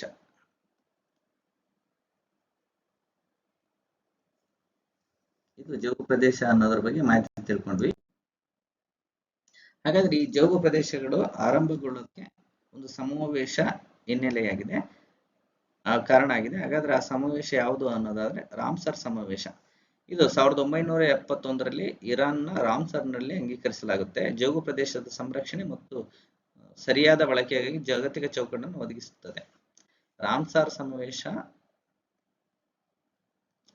ಎಷ್ಟರಲ್ಲಿ ನಡೀತು? 1971ರಲ್ಲಿ. ಎಲ್ಲಿ? ಇರಾನ್ ದೇಶದ ರಾಮ್ಸರ್ನಲ್ಲಿ. ಅಂದಿನಿಂದ ಇದನ್ನ ರಾಮ್ಸರ್ ಸೈಟ್ ಅಂತ ಕರೆಯಕ್ಕೆ ಇದು ಕೂಡ ಒಂದು ಕಾರಣ ಆಗಿದೆ. ಇದರ ಮುಖ್ಯ ಉದ್ದೇಶ ಏನಂತಂದ್ರೆ ಜೋಗು ಪ್ರದೇಶಗಳ ಸಂರಕ್ಷಣೆ ಮಾಡುವುದು ಮತ್ತೆ ಅದನ್ನು ಸರಿಯಾಗಿ ಬಳಸುವಂತದ್ದಾಗಿದೆ. ಜೊತೆಗೆ ಭಾರತವು 1982ರಲ್ಲಿ ಈ ಮಾಂಟ್ರಿಯಾಲ್ ದಾಖಲೆ ಪಟ್ಟಿಗೆ ಸೇರುತ್ತೆ. ಅಂದ್ರೆ ಮಾನವ ಚಟುವಟಿಕೆ ಅಥವಾ ಮಾಲಿನ್ಯದಾಗಿ ಕ್ಷೀಣಿಸುತ್ತಿರುವಂತಹ ಜೋಗು ಪ್ರದೇಶಗಳನ್ನು ಈ ಪಟ್ಟಿಗೆ ಸೇರಿಸ್ತಾರೆ. ಅಂದ್ರೆ ಕ್ರಿಟಿಕಲ್ ಪರಿಸ್ಥಿತಿಯಲ್ಲಿರುವಂತಹ ಜೋಗು ಪ್ರದೇಶಗಳು, ಅಳಿವಿನಂಚಿನಲ್ಲಿರುವಂತಹ ಜೋಗು ಪ್ರದೇಶಗಳಿಗೆ ಮಾಂಟ್ರಿಯಾಲ್ ದಾಖಲೆಯ ಪಟ್ಟಿಗೆ, ಬೆದರಿಕೆಯ ಪಟ್ಟಿಗೆ ಸೇರ್ಪಡೆ ಮಾಡುತ್ತಾರೆ. ಭಾರತವು ಮಾಂಟ್ರಿಯಾಲ್ ದಾಖಲೆಯಲ್ಲಿ 2 ಜೋಗು ಪ್ರದೇಶಗಳನ್ನ ಹೊಂದಿತ್ತು. ಅವು ಯಾವ ಅನ್ನೋದನ್ನ ನೋಡೋಣ. ಒಂದು ಭಾರತದ ಪ್ರಮುಖ ರಾಮ್ಸರ್ ತಾಣಗಳ ಬಗ್ಗೆ ನೋಡೋಣ. ಕೇವಲಡಿಯ ರಾಷ್ಟ್ರೀಯ ಉದ್ಯಾನವನ, ರಾಜಸ್ಥಾನ. ಇದು ಯುನೆಸ್ಕೋ ವಿಶ್ವ ಪರಂಪರೆಯ ತಾಣವಾಗಿ ಗುರುತಿಸಲ್ಪಟ್ಟಿದೆ. ಇನ್ನು ಲೋಕ್ಟಾಕ್, ಮಣಿಪುರದ ಲೋಕ್ಟಾಕ್ ಸರೋವರ. ಇದು ಈಶಾನ್ಯ ಭಾರತದ ಅತಿದೊಡ್ಡ ಸಿಹಿ ನೀರಿನ ಸರೋವರ. ಪುಂಡಿಸ್ ಸಸ್ಯವರ್ಗ, ಮಣ್ಣು ಮತ್ತು ಸಾವಯವ ವಸ್ತುಗಳು ತೇಲುವ ದ್ರವ್ಯರಾಶಿ ಹೆಸರುವಾಸಿಯಾಗಿದೆ. ಅಲ್ಲಿ ಬೆಳೆಯುವಂತಹ ಒಂದು ವಿಶಿಷ್ಟವಾದಂತಹ ಸಸ್ಯದ ಮೇಲೆ ಸಣ್ಣ ಜಿಂಕೆಗಳು ನಡೀತವೆ. ಅದನ್ನ ಡ್ಯಾನ್ಸಿಂಗ್ ಡೀರ್ ಅಂತ ಕರೀತಾರೆ, ಕುಣಿಯುವ ಜಿಂಕೆಗಳು ಅಂತೇಳಿ. ಇದು ಪ್ರಸಿದ್ಧಿಯಾಗಿದೆ. ಯಾವುದು? ಲೋಕ್ಟಾಕ್ ಸರೋವರ. ಇನ್ನು ಒಡಿಶಾದ ಚಿಲ್ಕ ಸರೋವರ ಏನಿದೆಯಲ್ಲ, ಅದು 1993ರಲ್ಲಿ ಮಾಂಟ್ರಿಯಾಲ್ ದಾಖಲೆಯಲ್ಲಿ ಸೇರಿಸಲಾಯಿತು. ಇಷ್ಟರಲ್ಲಿ 1900 ಇಂಪಾರ್ಟೆಂಟ್ ಆಗುತ್ತಿದ್ದು, 1993ರಲ್ಲಿ ಮಾಂಟ್ರಿಯಾಲ್ ಯಾವುದು ಚಿಲ್ಕ ಸರೋವರನ ಸೇರಿಸಲಾಯಿತು. ಹಾಗೇನೆ ಅದನ್ನ 2002ರಲ್ಲಿ ತೆಗೆದುಹಾಕಲಾಯಿತು. ಆ ಒಂದು ಮ್ಯಾಟ್ರಿಯಾಕ್ಸ್ ದಾಖಲೆಗೆ ಸೇರ್ಪಡೆಯಾದ ಏಷ್ಯಾದ ಮೊದಲ ತಾಣ ಯಾವುದು ಅಂತಂದ್ರೆ ಚಿಲ್ಕ ಸರೋವರ. ಇದು ನಿಮ್ಗೆ ಗೊತ್ತಿರಬೇಕು. ಇದು ಭಾರತದ ಪ್ರಮುಖ ರಾಮ್ಸರ್ ತಾಣಗಳು. ಹಾಗೇನೆ ಭಾರತದಲ್ಲಿ ಯಾವ್ಯಾವ ರಾಜ್ಯದಲ್ಲಿ ರಾಮ್ಸರ್ ತಾಣಗಳಿದಾವೆ ಅನ್ನೋದನ್ನ ಈ ಮ್ಯಾಪ್ ನಲ್ಲಿ ನಾವು ನೋಡಬಹುದು. ಇತ್ತೀಚೆಗೆ ರಾಮ್ಸರ್ ತಾಣ ರಾಜಸ್ಥಾನದಲ್ಲಿ ಮತ್ತು ರಾಜಸ್ಥಾನದ ಕಿಚನ್ ಮತ್ತು ಮೆನಾರ್ ಪ್ರದೇಶದಲ್ಲಿ ಏನು ಇದೆಯಲ್ಲ ಅದನ್ನ ನೋಡಿದ್ವಿ. ಅದರ ಬಗ್ಗೆ ಮಾಹಿತಿ ಇದೆ ಇದು. ಬನ್ನಿ, ನಮ್ಮ ಕರ್ನಾಟಕದಲ್ಲಿ ಕೂಡ ರಾಮ್ಸರ್ ಸೈಟ್ಗಳು ಇದಾವ? ಹೌದು ಇದಾವೆ. ಎಷ್ಟಿದಾವೆ? 4 ರಾಮ್ಸರ್ ಸೈಟ್ಗಳು ನಮ್ಮ ಕರ್ನಾಟಕದಲ್ಲಿ ಕಂಡು ಬರ್ತವೆ. ಯಾವ್ಯಾವು? ಒಂದು ರಂಗನತಿಟ್ಟು ಪಕ್ಷಿಧಾಮ. ಇದು ಎಲ್ಲಿ ಕಂಡು ಬರುತ್ತೆ? ಮಂಡ್ಯ. ಇದು 2022ರಲ್ಲಿ ಸೇರ್ಪಡೆ ಆಯಿತು. ಇನ್ನು ಅಂಕ ಸಮುದ್ರ ಎಲ್ಲಿದೆ? ಇದು ವಿಜಯನಗರದಲ್ಲಿ ಇದೆ, ವಿಜಯನಗರ ಜಿಲ್ಲೆಯಲ್ಲಿ. ಇದು ಎಷ್ಟರಲ್ಲಿ? 2024. ಇನ್ನು ಮೂರನೇದು ಅಘನಾಶಿನಿ. ಯಾವುದು? ಅಘನಾಶಿನಿ. ಇದು ಎಲ್ಲಿ ಕಂಡು ಬರುತ್ತೆ? ಉತ್ತರ ಕನ್ನಡದಲ್ಲಿ ಕಂಡು ಬರುತ್ತೆ. ಇನ್ನು 4ನೇದು ನಮ್ಮ ರಾಜ್ಯದಲ್ಲಿರ್ತಕ್ಕಂಥದ್ದು ಮಾಗಡಿ ವನ್ಯಜೀವಿ ಮೀಸಲು ತಾಣ. ಇದೆಲ್ಲಿ ಕಂಡು ಬರುತ್ತೆ? ಗದಗದಲ್ಲಿ ಕಂಡು ಬರುತ್ತೆ. ಈ 3 ಸ್ಥಳಗಳು ಅಂಕಸಮುದ್ರ, ಅಘನಾಶಿನಿ ಮತ್ತು ಮಾಗಡಿ ಅಂತಕ್ಕಂಥವು 2024ರಲ್ಲಿ ನಮ್ಮ ಕರ್ನಾಟಕದಲ್ಲಿ ರಾಮ್ಸರ್ ತಾಣಗಳಾಗಿ ಗುರುತಿಸಿಕೊಂಡಿವೆ. ಈ ಒಂದು ಕರ್ನಾಟಕದ ಪ್ರಮುಖ ರಾಮ್ಸರ್ ತಾಣಗಳ ಬಗ್ಗೆ ಈಗಾಗಲೇ KAS ನಲ್ಲಿ ಪೂರ್ವಭಾವಿ ಪರೀಕ್ಷೆಯಲ್ಲಿ ಪ್ರಶ್ನೆ ಕೇಳಲಾಗಿದೆ. ಹಾಗಾಗಿ ಮುಂಬರುವಂತಹ PC, PSI ಮತ್ತು FDA ಇತರೆ ಎಲ್ಲ ಪರೀಕ್ಷೆಗಳಿಗೆ ಈ ವಿಷಯ ಅತ್ಯಂತ ಪ್ರಮುಖವಾದಂತಹ ಮತ್ತು ಹೈ ಯೀಲ್ಡಿಂಗ್ ಟಾಪಿಕ್ ಆಗಿದೆ. ಹಾಗಾಗಿ ಈ ಒಂದು ವಿಷಯದ ಬಗ್ಗೆ ಹೆಚ್ಚಿನ ಮಾಹಿತಿಯನ್ನ ತಿಳ್ಕೊಳ್ಬೇಕಾಗುತ್ತೆ ನೀವು. ಬನ್ನಿ, ಈ ತಿಂಗಳ 5ನೇ ಪ್ರಶ್ನೆ ನೋಡೋಣ. ವಿಶ್ವ ಪರಿಸರ ದಿನಾಚರಣೆಯ ಧ್ಯೇಯ ವಾಕ್ಯವೇನು? ಪರಿಸರ ರಕ್ಷಿಸಿ, ಭೂಮಿಯನ್ನು ಉಳಿಸಿ. 1. Beat urban pollution. C. ಪರಿಸರಕ್ಕಾಗಿ ನಾವು ನೀವು. D. Beat plastic pollution. ನಿಮ್ಮ ಉತ್ತರ ಬೀಟ್ ಪ್ಲಾಸ್ಟಿಕ್ ಪೊಲ್ಯೂಷನ್ ಆಗಿರ್ಬೇಕು. ಹಾಗಾದ್ರೆ ಈ ವರ್ಷ ಪರಿಸರ ದಿನಾಚರಣೆಯ ಥೀಮ್ ಬೀಟ್ ಪ್ಲಾಸ್ಟಿಕ್ ಪೊಲ್ಯೂಷನ್ ಆಗಿದೆ. ಇದು ನೆನಪಿರಬೇಕು ನಿಮಗೆ. Beat plastic pollution. ವಿಶ್ವ ಪರಿಸರ ದಿನಾಚರಣೆ 2025ರ ಥೀಮ್ ಏನಾಗಿದೆ ಅಂದ್ರೆ ಬೀಟ್ ಪ್ಲಾಸ್ಟಿಕ್ ಪೊಲ್ಯೂಷನ್. ಹಾಗಾದ್ರೆ 2025 ಜೂನ್ 5ರಂದು ವಿಶ್ವ ಪರಿಸರ ದಿನಾಚರಣೆಯನ್ನು ಆಚರಣೆ ಮಾಡ್ತೀವಲ್ಲ, ಆ ಆಚರಣೆಯ ಆತಿಥ್ಯ ವಹಿಸಿದ ರಾಷ್ಟ್ರ ಯಾವುದು ಅಂದ್ರೆ ಅದು ದಕ್ಷಿಣ ಕೊರಿಯಾ. ಯಾವುದು? ದಕ್ಷಿಣ ಕೊರಿಯಾ ಜಾಗತಿಕ ಅತಿಥಿಯಾಗಿ ಕಾರ್ಯನಿರ್ವಹಿಸುತ್ತಿದೆ. ಈ ಒಂದು ಪರಿಸರ ದಿನಾಚರಣೆ ಮುಖ್ಯವಾಗಿ ಅರಾವಳಿ ಹಸಿರು ಗೋಡೆ ಯೋಜನೆ ಭಾಗವಾಗಿ ಏಕ್ ಪೇಡ್ ಮಾ ಕೆ ನಾಮ್ ಉಪಕ್ರಮದಡಿ ಪ್ರಧಾನಮಂತ್ರಿ ಅವರು ಆಲದ ಸಸಿಯನ್ನ ನೆಟ್ಟಿದ್ರು ಜೂನ್ 5ರಂದು. ಇದರ ಬಗ್ಗೆ ಹೆಚ್ಚಿನ ಮಾಹಿತಿಯನ್ನು ನೋಡೋಣ ಮುಂದಿನ ಸ್ಲೈಡ್ ಅಲ್ಲಿ. ಹಾಗಾದ್ರೆ ವಿಶ್ವ ಪರಿಸರ ದಿನಾಚರಣೆ ಥೀಮ್ ನೋಡಿದ್ವಿ. ಈಗ ವಿಶ್ವ ಪರಿಸರ ದಿನಾಚರಣೆಯ ಒಂದು ಹಿನ್ನೆಲೆಯನ್ನ, ಇತಿಹಾಸವನ್ನ ನೋಡೋಣ. 1972ರಲ್ಲಿ ವಿಶ್ವಸಂಸ್ಥೆಯ ಸಾಮಾನ್ಯ ಸಭೆಯು ಇದು ಆರಂಭಿಸಿತು. ಈ ಉಪಕ್ರಮವನ್ನು ಆರಂಭಿಸುತ್ತೆ. ಸ್ಟಾಕ್ಹೋಮ್ನಲ್ಲಿ ನಡೆದ ಮಾನವ ಪರಿಸರ ಸಮ್ಮೇಳನ ಉದ್ಘಾಟನೆಯಿಂದ ಹೊಂದಿಕಾಯಿತು. ಇದು ಪರಿಸರ ಸಮಸ್ಯೆಗಳ ಮೇಲೆ ಕೇಂದ್ರೀಕರಿಸಿದ ಮೊದಲ ಜಾಗತಿಕ ಶೃಂಗವಾಗಿದೆ. ಪರಿಸರ ಸಮಸ್ಯೆಗಳ ಬಗ್ಗೆ ಚರ್ಚೆ ಮಾಡಕ್ಕೆ ಸೇರಿದ್ರು 1972ರಂದು. ಅನಂತರ 1973ರಲ್ಲಿ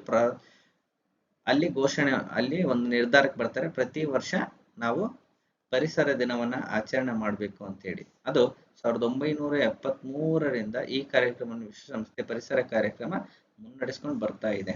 ಯಾವುದು ಈ ಪರಿಸರ ದಿನಾಚರಣೆಯನ್ನ ನಡೆಸ್ಕೊಂಡು ಮತ್ತು ಅದನ್ನ ಕಾರ್ಯಕ್ರಮದ ಒಂದು ಜವಾಬ್ದಾರಿಯನ್ನು ವಹಿಸ್ಕೊಳ್ಳುತ್ತೆ ಅನ್ನೋದನ್ನು ನೋಡೋದಾದರೆ UNEP United Nation Environment Programme ಎನ್ನುವಂತಹ ಒಂದು ಸಂಸ್ಥೆ ಇಡೀ ಜಗತ್ತಿನಾದ್ಯಂತ ವಿಶ್ವ ಪರಿಸರ ದಿನಾಚರಣೆಯ ಕಾರ್ಯಕ್ರಮವನ್ನು ನಡೆಸ್ಕೊಂಡು ಬರ್ತಾ ಇದೆ. ಈ ಮಹತ್ವದ ಸಮ್ಮೇಳನವು ಜಾಗತಿಕ ಪರಿಸರ ಚಳವಳಿಯಲ್ಲಿ ಒಂದು ಮಹತ್ವದ ತಿರುವನ್ನು ನೀಡಿತು. ಪರಿಸರ ಸಂರಕ್ಷಣೆಯ ಬಗ್ಗೆ ಈ ಒಂದು ಸಮ್ಮೇಳನ ಮಹತ್ವದ ತಿರುವನ್ನು ನೀಡಿತು. ಹಾಗಾದ್ರೆ ಈ ವರ್ಷದ ಥೀಮ್ ಏನಾಗಿದೆ? ಬೀಟ್ ಪ್ಲಾಸ್ಟಿಕ್ ಪೊಲ್ಯೂಷನ್, ಪ್ಲಾಸ್ಟಿಕ್ ಮಾಲಿನ್ಯವನ್ನ ಕೊನೆಗಾಣಿಸಿ ಅನ್ನೋದಾಗಿದೆಯಲ್ಲ. ಅದರ ಮುಖ್ಯ ಉದ್ದೇಶ ಏನು ಅಂತಂದ್ರೆ ಜೀವ ವೈವಿಧ್ಯ ನಷ್ಟ ಮತ್ತು ಹವಾಮಾನ ಬದಲಾವಣೆಯನ್ನ ಇನ್ನಷ್ಟು ಹದಗೆಡಿಸುತ್ತೆ. ಯಾವುದು? ಪ್ಲಾಸ್ಟಿಕ್ ಮಾಲಿನ್ಯ. ಪ್ಲಾಸ್ಟಿಕ್ ಮಾಲಿನ್ಯ ಏನ್ ಮಾಡುತ್ತೆ? ಜೀವ ವೈವಿಧ್ಯ ನಷ್ಟಕ್ಕೆ ಮತ್ತು ಹವಾಮಾನ ಬದಲಾವಣೆಯನ್ನು ಇನ್ನಷ್ಟು ಹದಗೆಡಿಸುತ್ತೆ. ವಾರ್ಷಿಕವಾಗಿ 11 ಮಿಲಿಯನ್ ಟನ್ ಪ್ಲಾಸ್ಟಿಕ್ ಜಲಮೂಲಗಳನ್ನು ಪ್ರವೇಶಿಸುತ್ತೆ. ಆದರೆ ಭೂಕುಸಿತ ಮತ್ತು ಒಳಚರಂಡಿಯಿಂದ ಬರುವ ಮೈಕ್ರೋ ಪ್ಲಾಸ್ಟಿಕ್ ಮಣ್ಣನ್ನು ಕಲುಷಿತಗೊಳಿಸ್ತವೆ. ಇವು 11 ಮಿಲಿಯನ್ ಟನ್ ಏನಾಗುತ್ತೆ? ಜಲಮೂಲಗಳಿಗೆ ಸೇರ್ತವಂತೆ.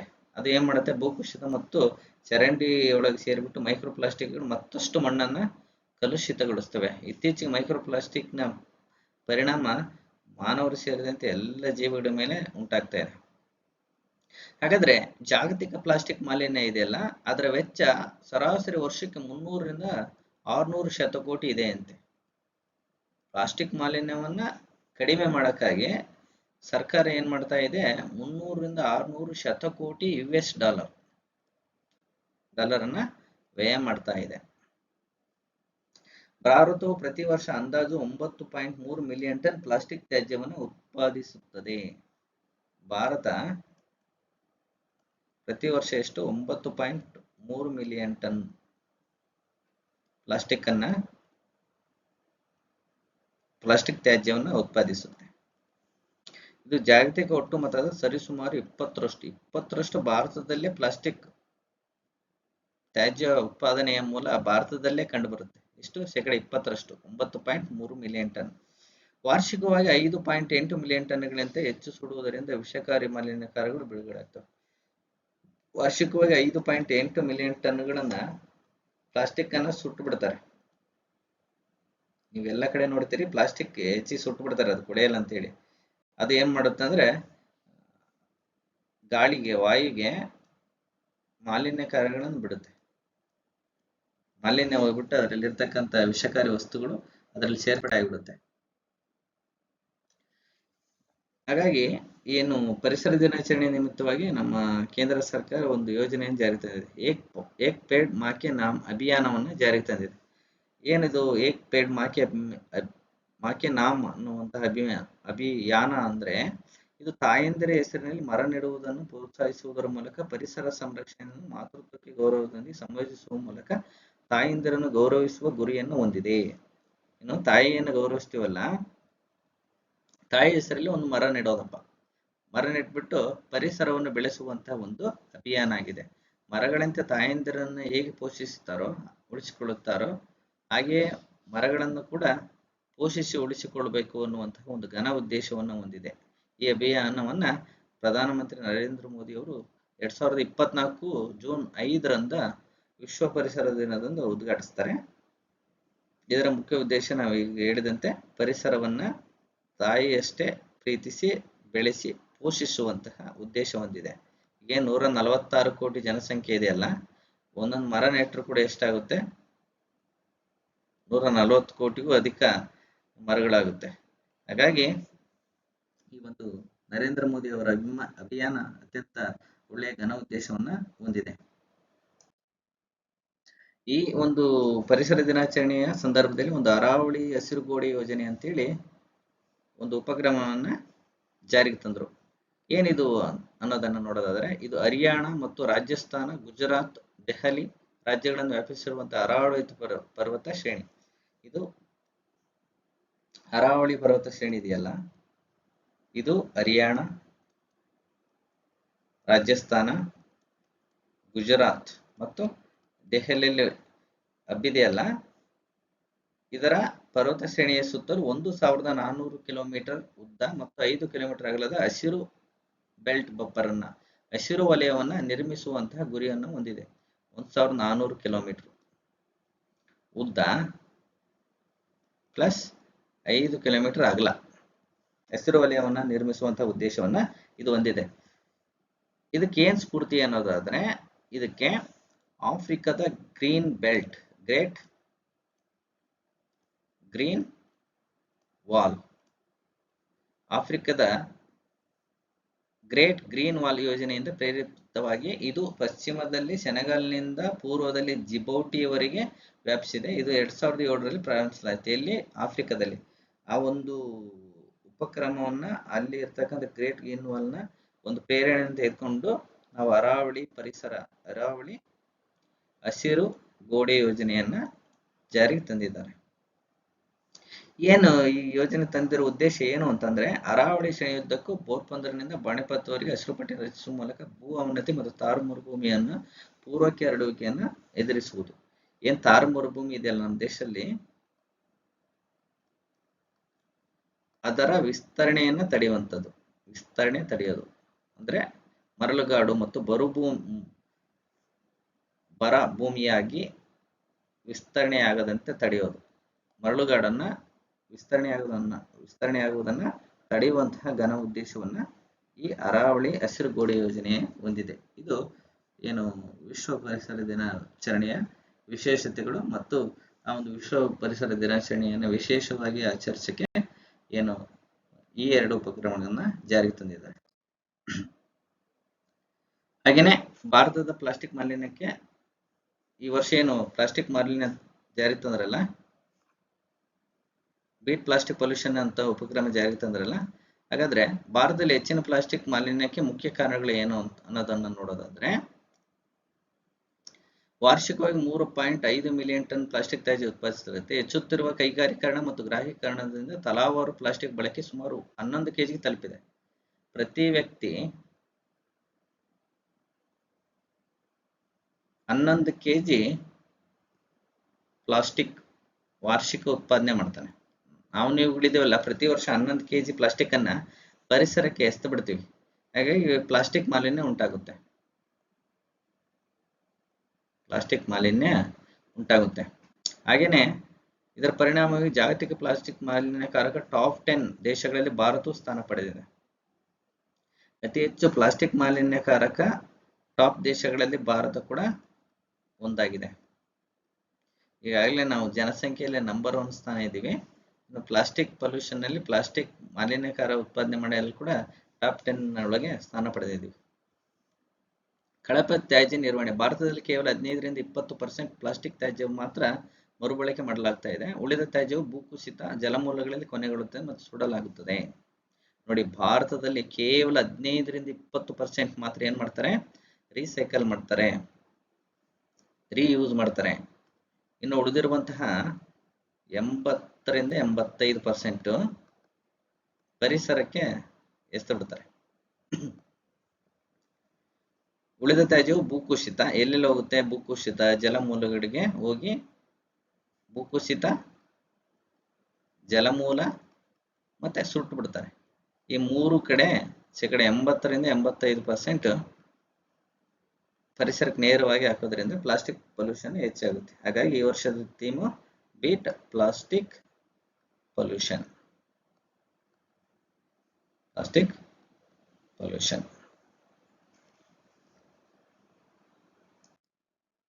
ಹಾಗಾದ್ರೆ ಭಾರತದಲ್ಲಿ ಪ್ಲಾಸ್ಟಿಕ್ ತ್ಯಾಜ್ಯ ನಿರ್ವಹಣೆಗೆ ಸಂಬಂಧಿಸಿದಂತೆ ಯಾವ್ಯಾವ ನಿಯಮಗಳನ್ನ ಯಾವ್ಯಾವ ನಿಯಮಗಳು, ಕಾಯ್ದೆಗಳು ಜಾರಿ ಇದಾವೆ ಅನ್ನೋದಾದ್ರೆ, ಪ್ಲಾಸ್ಟಿಕ್ ತ್ಯಾಜ್ಯ ನಿರ್ವಹಣಾ ನಿಯಮ 2016 ಇದೆ.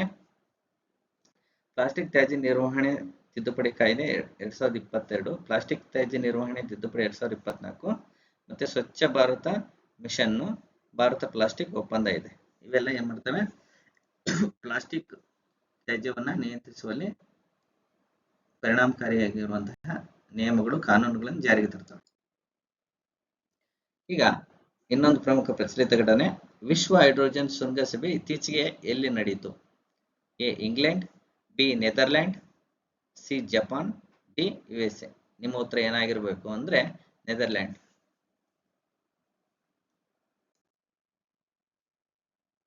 ಇತ್ತೀಚೆಗೆ ನೆದರ್ಲ್ಯಾಂಡ್ನ ರೋಟರ್ಡ್ಯಾಮ್ನಲ್ಲಿ ನಡೆದ 2025ರ ವಿಶ್ವ ಹೈಡ್ರೋಜನ್ ಶೃಂಗಸಭೆಯಲ್ಲಿ ಹೊಸ ಮತ್ತು ನವೀಕರಿಸಬಹುದಾದಂತಹ ಇಂಧನ ಸಚಿವಾಲಯವು ಹಸಿರು ಹೈಡ್ರೋಜನ್ ಉತ್ಪಾದನೆಗೆ ಜಾಗತಿಕ ಕೇಂದ್ರವಾಗಿ ಹೊರಹೊಮ್ಮುವ ಭಾರತದ ಉಪಕ್ರಮಗಳನ್ನು ವಿವರಿಸುತ್ತೆ. ಅಲ್ಲಿ ಹೋಗಿ ಹೇಳುತ್ತೆ, ನಾವೇನು ನ್ಯಾಷನಲ್ ಗ್ರೀನ್ ಹೈಡ್ರೋಜನ್ ಮಿಷನ್ ಜಾರಿಗೆ ತಂದಿವಲ್ಲ ಅದ್ರ ಬಗ್ಗೆ ಮಾಹಿತಿಯನ್ನ ಕೊಡುತ್ತೆ. ಎಲ್ಲಿ ನಡೀತು ಅನ್ನೋದಾದ್ರೆ ನೆದರ್ಲ್ಯಾಂಡ್ನ ರೋಟರ್ಡ್ಯಾಮ್ನಲ್ಲಿ ನೆದರ್ಲ್ಯಾಂಡ್ನ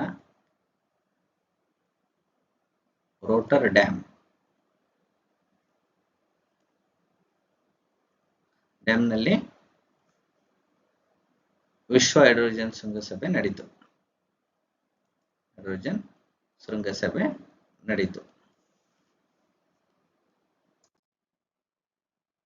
ಇದು ನ್ಯಾಷನಲ್ ಗ್ರೀನ್ ಹೈಡ್ರೋಜನ್ ಮಿಷನ್. ಮುಂದಿನ ಸ್ಲೈಡ್ ಅಲ್ಲಿ ತಿಳ್ಕೊಳ್ಳೋಣ. ಏನಿದು ನ್ಯಾಷನಲ್ ಗ್ರೀನ್ ಹೈಡ್ರೋಜನ್ ಮಿಷನ್ ಅನ್ನೋದಾದ್ರೆ ಇದು ರಾಷ್ಟ್ರೀಯ ಹಸಿರು ಹೈಡ್ರೋಜನ್ ಮಿಷನ್ ಅನ್ನ 2023ರಲ್ಲಿ ಭಾರತ ಕೇಂದ್ರ ಸರ್ಕಾರ ಆರಂಭಿಸುತ್ತೆ. ಇದರ ಮುಖ್ಯ ಉದ್ದೇಶ ಏನು ಅಂದ್ರೆ 2030ರ ವೇಳೆಗೆ ದೇಶದಲ್ಲಿ ವಾರ್ಷಿಕ 5 ಮಿಲಿಯನ್ ಟನ್ ಹಸಿರು ಹೈಡ್ರೋಜನ್ ಉತ್ಪಾದನಾ ಸಾಮರ್ಥ್ಯವನ್ನು ಸಾಧಿಸುವ ಗುರಿಯೊಂದಿಗೆ ಹೊಸ ಮತ್ತು ನವೀಕರಿಸಬಹುದಾದ ಇಂಧನ ಸಚಿವಾಲಯ ಅನುಷ್ಠಾನಗೊಳಿಸುತ್ತೆ. ಪ್ರತಿ ವರ್ಷ 5 ವಾರ್ಷಿಕ ಮಿಲಿಯನ್ ಟನ್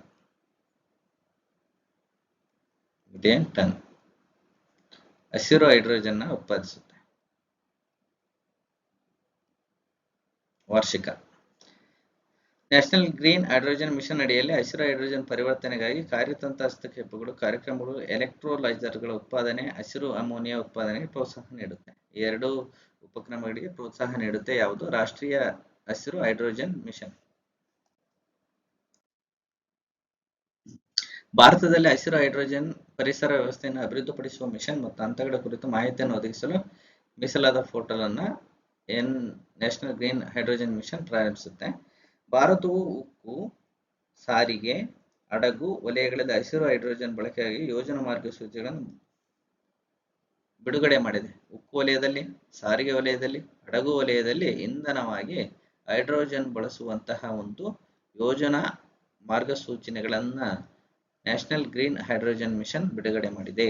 ಭಾರತದಲ್ಲಿ ಹಸಿರು ಹೈಡ್ರೋಜನ್ ಪರಿಸರ ವ್ಯವಸ್ಥೆಯನ್ನು ಉತ್ತೇಜಿಸಲು, ನಾವೀನ್ಯತೆಯನ್ನು ಉತ್ತೇಜಿಸಲು ವಿಜ್ಞಾನ ಮತ್ತು ತಂತ್ರಜ್ಞಾನ ಇಲಾಖೆಯು ಹೈಡ್ರೋಜನ್ ವ್ಯಾಲಿ ಇನ್ನೋವೇಷನ್ ಕ್ಲಸ್ಟರ್ಗಳನ್ನು ಆರಂಭಿಸಿದೆ. ಇದು ನ್ಯಾಷನಲ್ ಗ್ರೀನ್ ಹೈಡ್ರೋಜನ್ ಮಿಷನ್ ನ ಗುರಿ ಮತ್ತು ಉದ್ದೇಶಗಳು. ಹಾಗಾದ್ರೆ ಭಾರತದಲ್ಲಿ ನವೀಕರಿಸಬಹುದಾದ ಇಂಧನಕ್ಕೆ ಸಂಬಂಧಿಸಿದಂತೆ ಯಾವ್ಯಾವ ಉಪಕ್ರಮಗಳನ್ನು ಜಾರಿಗೆ ತಂದಿದ್ದಾರೆ ಅನ್ನೋದನ್ನ ನೋಡೋದಾದ್ರೆ, ಜವಾಹರ್ ಲಾಲ್ ನೆಹರು ರಾಷ್ಟ್ರೀಯ ಸೌರ ಮಿಷನ್ ಎನ್ನುವಂತಹ ಉಪಕ್ರಮವನ್ನು ಜಾರಿಗೊಳಿಸಿದೆ. ಇನ್ನು ಅಂತಾರಾಷ್ಟ್ರೀಯ ಸೌರ ಒಕ್ಕೂಟವನ್ನ ಭಾರತ ಸರ್ಕಾರ ಆರಂಭಿಸಿ 100ಕ್ಕೂ ಅಧಿಕ ದೇಶಗಳು ಇದಕ್ಕೆ ಸದಸ್ಯತ್ವವನ್ನು ಪಡೆದುಕೊಂಡಿದ್ದೇವೆ. ಇನ್ನು PM ಕುಸುಮ್ ಯೋಜನೆ ರೈತರಿಗೆ ಜಾರಿಗೆ ತಂದಿದ್ದಾರೆ. ಇದು ತಮ್ಮ ಹೊಲಗಳಲ್ಲಿ ಸೋಲಾರ್ ಫಲಕಗಳನ್ನ ಅಳವಡಿಸ್ಕೊಂಡ್ಬಿಟ್ಟು ತಮಗೆ ಕೃಷಿಗೆ ಅಗತ್ಯವಿರುವಂತಹ ವಿದ್ಯುತ್ತನ್ನು ತಾವೇ ಸ್ವಯಂ ಪೂರೈಕೆ ಮಾಡಿಕೊಂಡು ಹೆಚ್ಚಾದಂತಹ ವಿದ್ಯುತ್ತನ್ನ ಗ್ರಿಡ್ಗಳ ಮೂಲಕ ಏನು ಸರ್ಕಾರಕ್ಕೆ ಮಾರಾಟ ಮಾಡಿ ಆದಾಯವನ್ನು ಗಳಿಸುವಂತಹ ಒಂದು ಯೋಜನೆ ಆಗಿದೆ. ಹಾಗೆಯೇ ರಾಷ್ಟ್ರೀಯ ಪವನ ಸೌರ ಮಿಶ್ರತಳಿ ನೀತಿ, ಇನ್ನು ಮೇಲ್ಛಾವಣಿ ಸೌರಶಕ್ತಿ ಯೋಜನೆ, ಇದು ಕೂಡ ಮನೆಗೆ ಅಗತ್ಯವಾದಂತಹ ವಿದ್ಯುತ್ತನ್ನ ಸೌರಶಕ್ತಿ ಯೋಜನೆಗಳು, ಸೋಲಾರ್ ಪ್ಲಾಂಟ್ಗಳನ್ನು ಅಳವಡಿಸಿಕೊಳ್ಳುವ ಮೂಲಕ ಜಾರಿಗೆ ತರುವಂತಹ ಒಂದು ಯೋಜನೆ ಆಗಿದೆ. ಇತ್ತೀಚೆಗೆ ಹರ್ ಘರ್ ಬಿಜ್ಲಿ ಯೋಜನೆ ಜಾರಿಗೆ ತಂದ್ರಲ್ಲ, ಆ ಒಂದು ಉಪಕ್ರಮವಾಗಿದೆ ಇದು. ಇನ್ನು 7ನೇ ಪ್ರಶ್ನೆ ನೋಡೋಣ. ಇತ್ತೀಚೆಗೆ ರಾಷ್ಟ್ರೀಯ ಆಡಳಿತ ಪ್ರಶಸ್ತಿಯನ್ನು ಗೆದ್ದ ಪಂಚಾಯಿತಿ ಹೆಸರೇನು? ಯಾವುದದು ಅನ್ನೋದನ್ನು ನೋಡೋಣ. ಮಹಾರಾಷ್ಟ್ರದ ಧುಲೆ ಜಿಲ್ಲೆಯ ರೋಹಿಣಿ ಗ್ರಾಮ ಪಂಚಾಯಿತಿ ಸಂಪೂರ್ಣವಾಗಿ ಬುಡಕಟ್ಟು ಜನಾಂಗ ಗ್ರಾಮವಾಗಿದ್ದು, ರಾಷ್ಟ್ರೀಯ ಆಡಳಿತ ಪ್ರಶಸ್ತಿ 2025ರಲ್ಲಿ ಪ್ರಶಸ್ತಿಯನ್ನು ಪಡೆಯುವ ಮೂಲಕ ರಾಷ್ಟ್ರೀಯ ಪ್ರಾಮುಖ್ಯತೆಯನ್ನು ಗಳಿಸಿದೆ. ನೋಡಿ, ಇದು ಇಂಪಾರ್ಟೆಂಟ್ ಆಗುತ್ತೆ. ಮಹಾರಾಷ್ಟ್ರದ ಧುಲೆ ಜಿಲ್ಲೆಯ ರೋಹಿಣಿ ಗ್ರಾಮ 2025ರ ಆಡಳಿತ ಗ್ರಾಮ ಪಂಚಾಯಿತಿಯ ಪ್ರಶಸ್ತಿಯನ್ನ ಪಡೆದುಕೊಂಡಿದೆ. ಯಾಕೆ ಇದು ಕೊಟ್ಟಿದ್ದಾರೆ ಅಂತಂದ್ರೆ, ಗ್ರಾಮೀಣ ಆಡಳಿತದಲ್ಲಿ ಡಿಜಿಟಲ್ ಸೇವೆಗಳ ಅನುಕರಣೀಯ ಅನುಷ್ಠಾನಕ್ಕಾಗಿ ಇದನ್ನು ಗುರುತಿಸಲಾಗಿದೆ. ಇದು ವಿಶೇಷ ಏನಂದ್ರೆ 100% ಬುಡಕಟ್ಟು ಜನಾಂಗ ವಾಸಿಸುವಂತಹ ಗ್ರಾಮವಾಗಿದೆ. ಏನಿದು ಗ್ರಾಮೀಣ ಡಿಜಿಟಲ್ ರೂಪಾಂತರಕ್ಕೆ ಒಂದು ಮಹತ್ವದ ಸಾಧನೆಯಾಗಿ ಮಹಾರಾಷ್ಟ್ರದ ಧುಲೆ ಜಿಲ್ಲೆಯ ಶಿರಾಪುರ ತಾಲೂಕಿನ ರೋಹಿಣಿ ಗ್ರಾಮ ಪಂಚಾಯತ್ 2025ರ ರಾಷ್ಟ್ರೀಯ ಆಡಳಿತ ಪ್ರಶಸ್ತಿಯಲ್ಲಿ ಚಿನ್ನದ ಪ್ರಶಸ್ತಿಯನ್ನ ಗೆದ್ದಿದೆ. ಚಿನ್ನದ ಪದಕವನ್ನು ಗೆದ್ದಿದೆ. ಇದು 100% ಈ ಮೊದಲೇ ಹೇಳಿದಂತೆ ಬುಡಕಟ್ಟು ಗ್ರಾಮವಾಗಿದ್ದರೂ ಕೂಡ ತಂತ್ರಜ್ಞಾನ ಆಧಾರಿತ ಗ್ರಾಮೀಣ ಆಡಳಿತಕ್ಕೆ ರಾಷ್ಟ್ರೀಯ ಮಾದರಿಯಾಗಿ ಹೊರಹೊಮ್ಮಿದೆ. ಈ ಒಂದು ರಾಷ್ಟ್ರೀಯ ಆಡಳಿತ ಒಂದು ಪ್ರಶಸ್ತಿಗೆ ದೇಶಾದ್ಯಂತ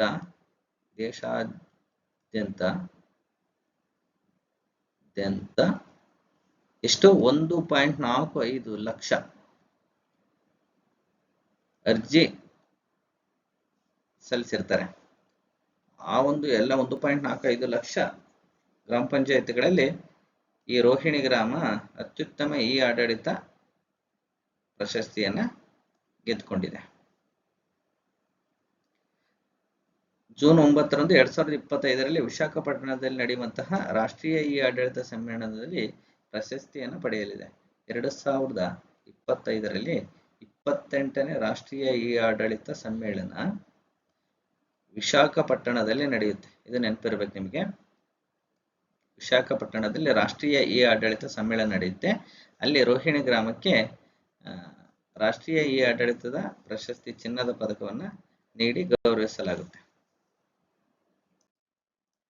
ಹಾಗಾದ್ರೆ ಈ ರಾಷ್ಟ್ರೀಯ ಆಡಳಿತ ಪ್ರಶಸ್ತಿಯ ಬಗ್ಗೆ ಮಾಹಿತಿಯನ್ನು ನೋಡೋದಾದ್ರೆ, ಇದು ದೇಶಾದ್ಯಂತ ಆಡಳಿತ ಉಪಕ್ರಮಗಳನ್ನು ಅತ್ಯುತ್ತಮವಾಗಿ ಜಾರಿಗೊಳಿಸಿರುವಂತಹ ಒಂದು ಗ್ರಾಮ ಪಂಚಾಯತಿಗಳಿಗೆ ವಾರ್ಷಿಕವಾಗಿ ನೀಡಲಾಗುತ್ತದೆ. ವಾರ್ಷಿಕವಾಗಿ ನೀಡುವಂತಹ ಪ್ರಶಸ್ತಿ ಇದು. ವಾರ್ಷಿಕವಾಗಿ ಈಗೇನು 1.45 ಲಕ್ಷ ಅರ್ಜಿ ಬಂದಿದ್ದು, ಅದರಲ್ಲಿ ರೋಹಿಣಿ ಗ್ರಾಮ ಪ್ರಶಸ್ತಿಯನ್ನು ಗೆದ್ದಿತ್ತು. ಹಾಗಾದ್ರೆ ಏನೇನು ಒಳಗೊಂಡಿರುತ್ತೆ ಈ ಪ್ರಶಸ್ತಿ ಅಂದ್ರೆ, ಇದು ಚಿನ್ನದ ಒಂದು ಟ್ರೋಫಿ ಇರುತ್ತೆ, ಪ್ಲಸ್ ಪ್ರಮಾಣ ಪತ್ರ ಕೊಡ್ತಾರೆ, ಜೊತೆಗೆ 10 ಲಕ್ಷ ನಗದು ಸಿಗುತ್ತೆ. 10 ಲಕ್ಷ ನಗದು ಸಿಗುತ್ತೆ. ಹಾಗೇನೆ ಚಿನ್ನದ ಪದಕವನ್ನ ರೋಹಿಣಿ ಗ್ರಾಮ ಪಡೆದುಕೊಂಡ್ರೆ, ಬೆಳ್ಳಿ ಪದಕವನ್ನ ಪಶ್ಚಿಮದ ಮಜ್ಲಿಸ್ಪುರ ಗ್ರಾಮ ಪಂಚಾಯಿತಿ ಪಡ್ಕೊಳ್ಳುತ್ತೆ. ತ್ರಿಪುರಾ ರಾಜ್ಯದ ಮಜ್ಲಿಸ್ಪುರ ಗ್ರಾಮ ಪಂಚಾಯಿತಿ. ತೀರ್ಪುಗಾರರ ಪ್ರಶಸ್ತಿಗೆ ಪಲ್ಸಾನ ಗುಜರಾತ್ ಮತ್ತು ಸುಕಾತಿ ಒಡಿಶಾ ಗ್ರಾಮ ಪಂಚಾಯಿತಿಗಳು ಆಯ್ಕೆಯಾಗಿವೆ. ಇದು ರಾಷ್ಟ್ರೀಯ ಆಡಳಿತ ಪ್ರಶಸ್ತಿ ಸಂಬಂಧಪಟ್ಟಂತ ಮಾಹಿತಿಯಾಗಿದೆ. ಇನ್ನು ಬಾಂಗ್ಲಾದೇಶದಲ್ಲಿ ಇತ್ತೀಚೆಗೆ ಯಾರ ಸರಣಿಯ ನೋಟುಗಳನ್ನು ರದ್ದುಪಡಿಸಲಾಗಿದೆ ಅಂದ್ರೆ, ಯಾವ ವ್ಯಕ್ತಿಯ ಒಂದು ಭಾವಚಿತ್ರಗಳನ್ನ ನೋಟ್ನಲ್ಲಿ ರದ್ದುಪಡಿಸಲಾಗಿದೆ ಅನ್ನೋದನ್ನ ಈ ಪ್ರಚಲಿತ ಘಟನೆ ಈ ಒಂದು ಪ್ರಶ್ನೆ ಒಳಗೊಂಡಿದೆ. ನೋಡಿ, ಈ ಚಿತ್ರದಲ್ಲಿ ಯಾರಿದ್ದಾರೆ ಕಮೆಂಟ್ ಮಾಡಿ. ನೋಡಿ, ಈ ಎಲ್ಲ ನೋಟುಗಳಿದಾವಲ್ಲ, ಇದರಲ್ಲಿ ಮೊದಲೆಲ್ಲ ಒಬ್ಬ ವ್ಯಕ್ತಿಯ ಭಾವಚಿತ್ರ ಇತ್ತು. ಈಗ ಅದನ್ನೆಲ್ಲ ತೆಗೆದುಬಿಟ್ಟು ಬೇರೆ ಬೇರೆ ಪ್ಲೇಸ್ಗಳು, ದೇವಸ್ಥಾನಗಳು ಅಥವಾ ಪ್ರೇಕ್ಷಣೀಯ ಸ್ಥಳಗಳನ್ನು ಹಾಕಿದ್ದಾರೆ. ಜೂನ್ 3, 2025ರಂದು ಮೊಹಮ್ಮದ್ ಯೂನಸ್ ನೇತೃತ್ವದ ಬಾಂಗ್ಲಾದೇಶ ತಾತ್ಕಾಲಿಕ ಆಡಳಿತವು ಶೇಖ್ ಮುಜಿಬುರ್ ರೆಹಮಾನ್ ಅವರು ಚಿತ್ರಿಸದ ಯಾರು ಶೇಖ್ ಮುಜಿಬುರ್ ರೆಹಮಾನ್ ಇವರು ಬಾಂಗ್ಲಾದೇಶದ ಪಿತಾಮಹ.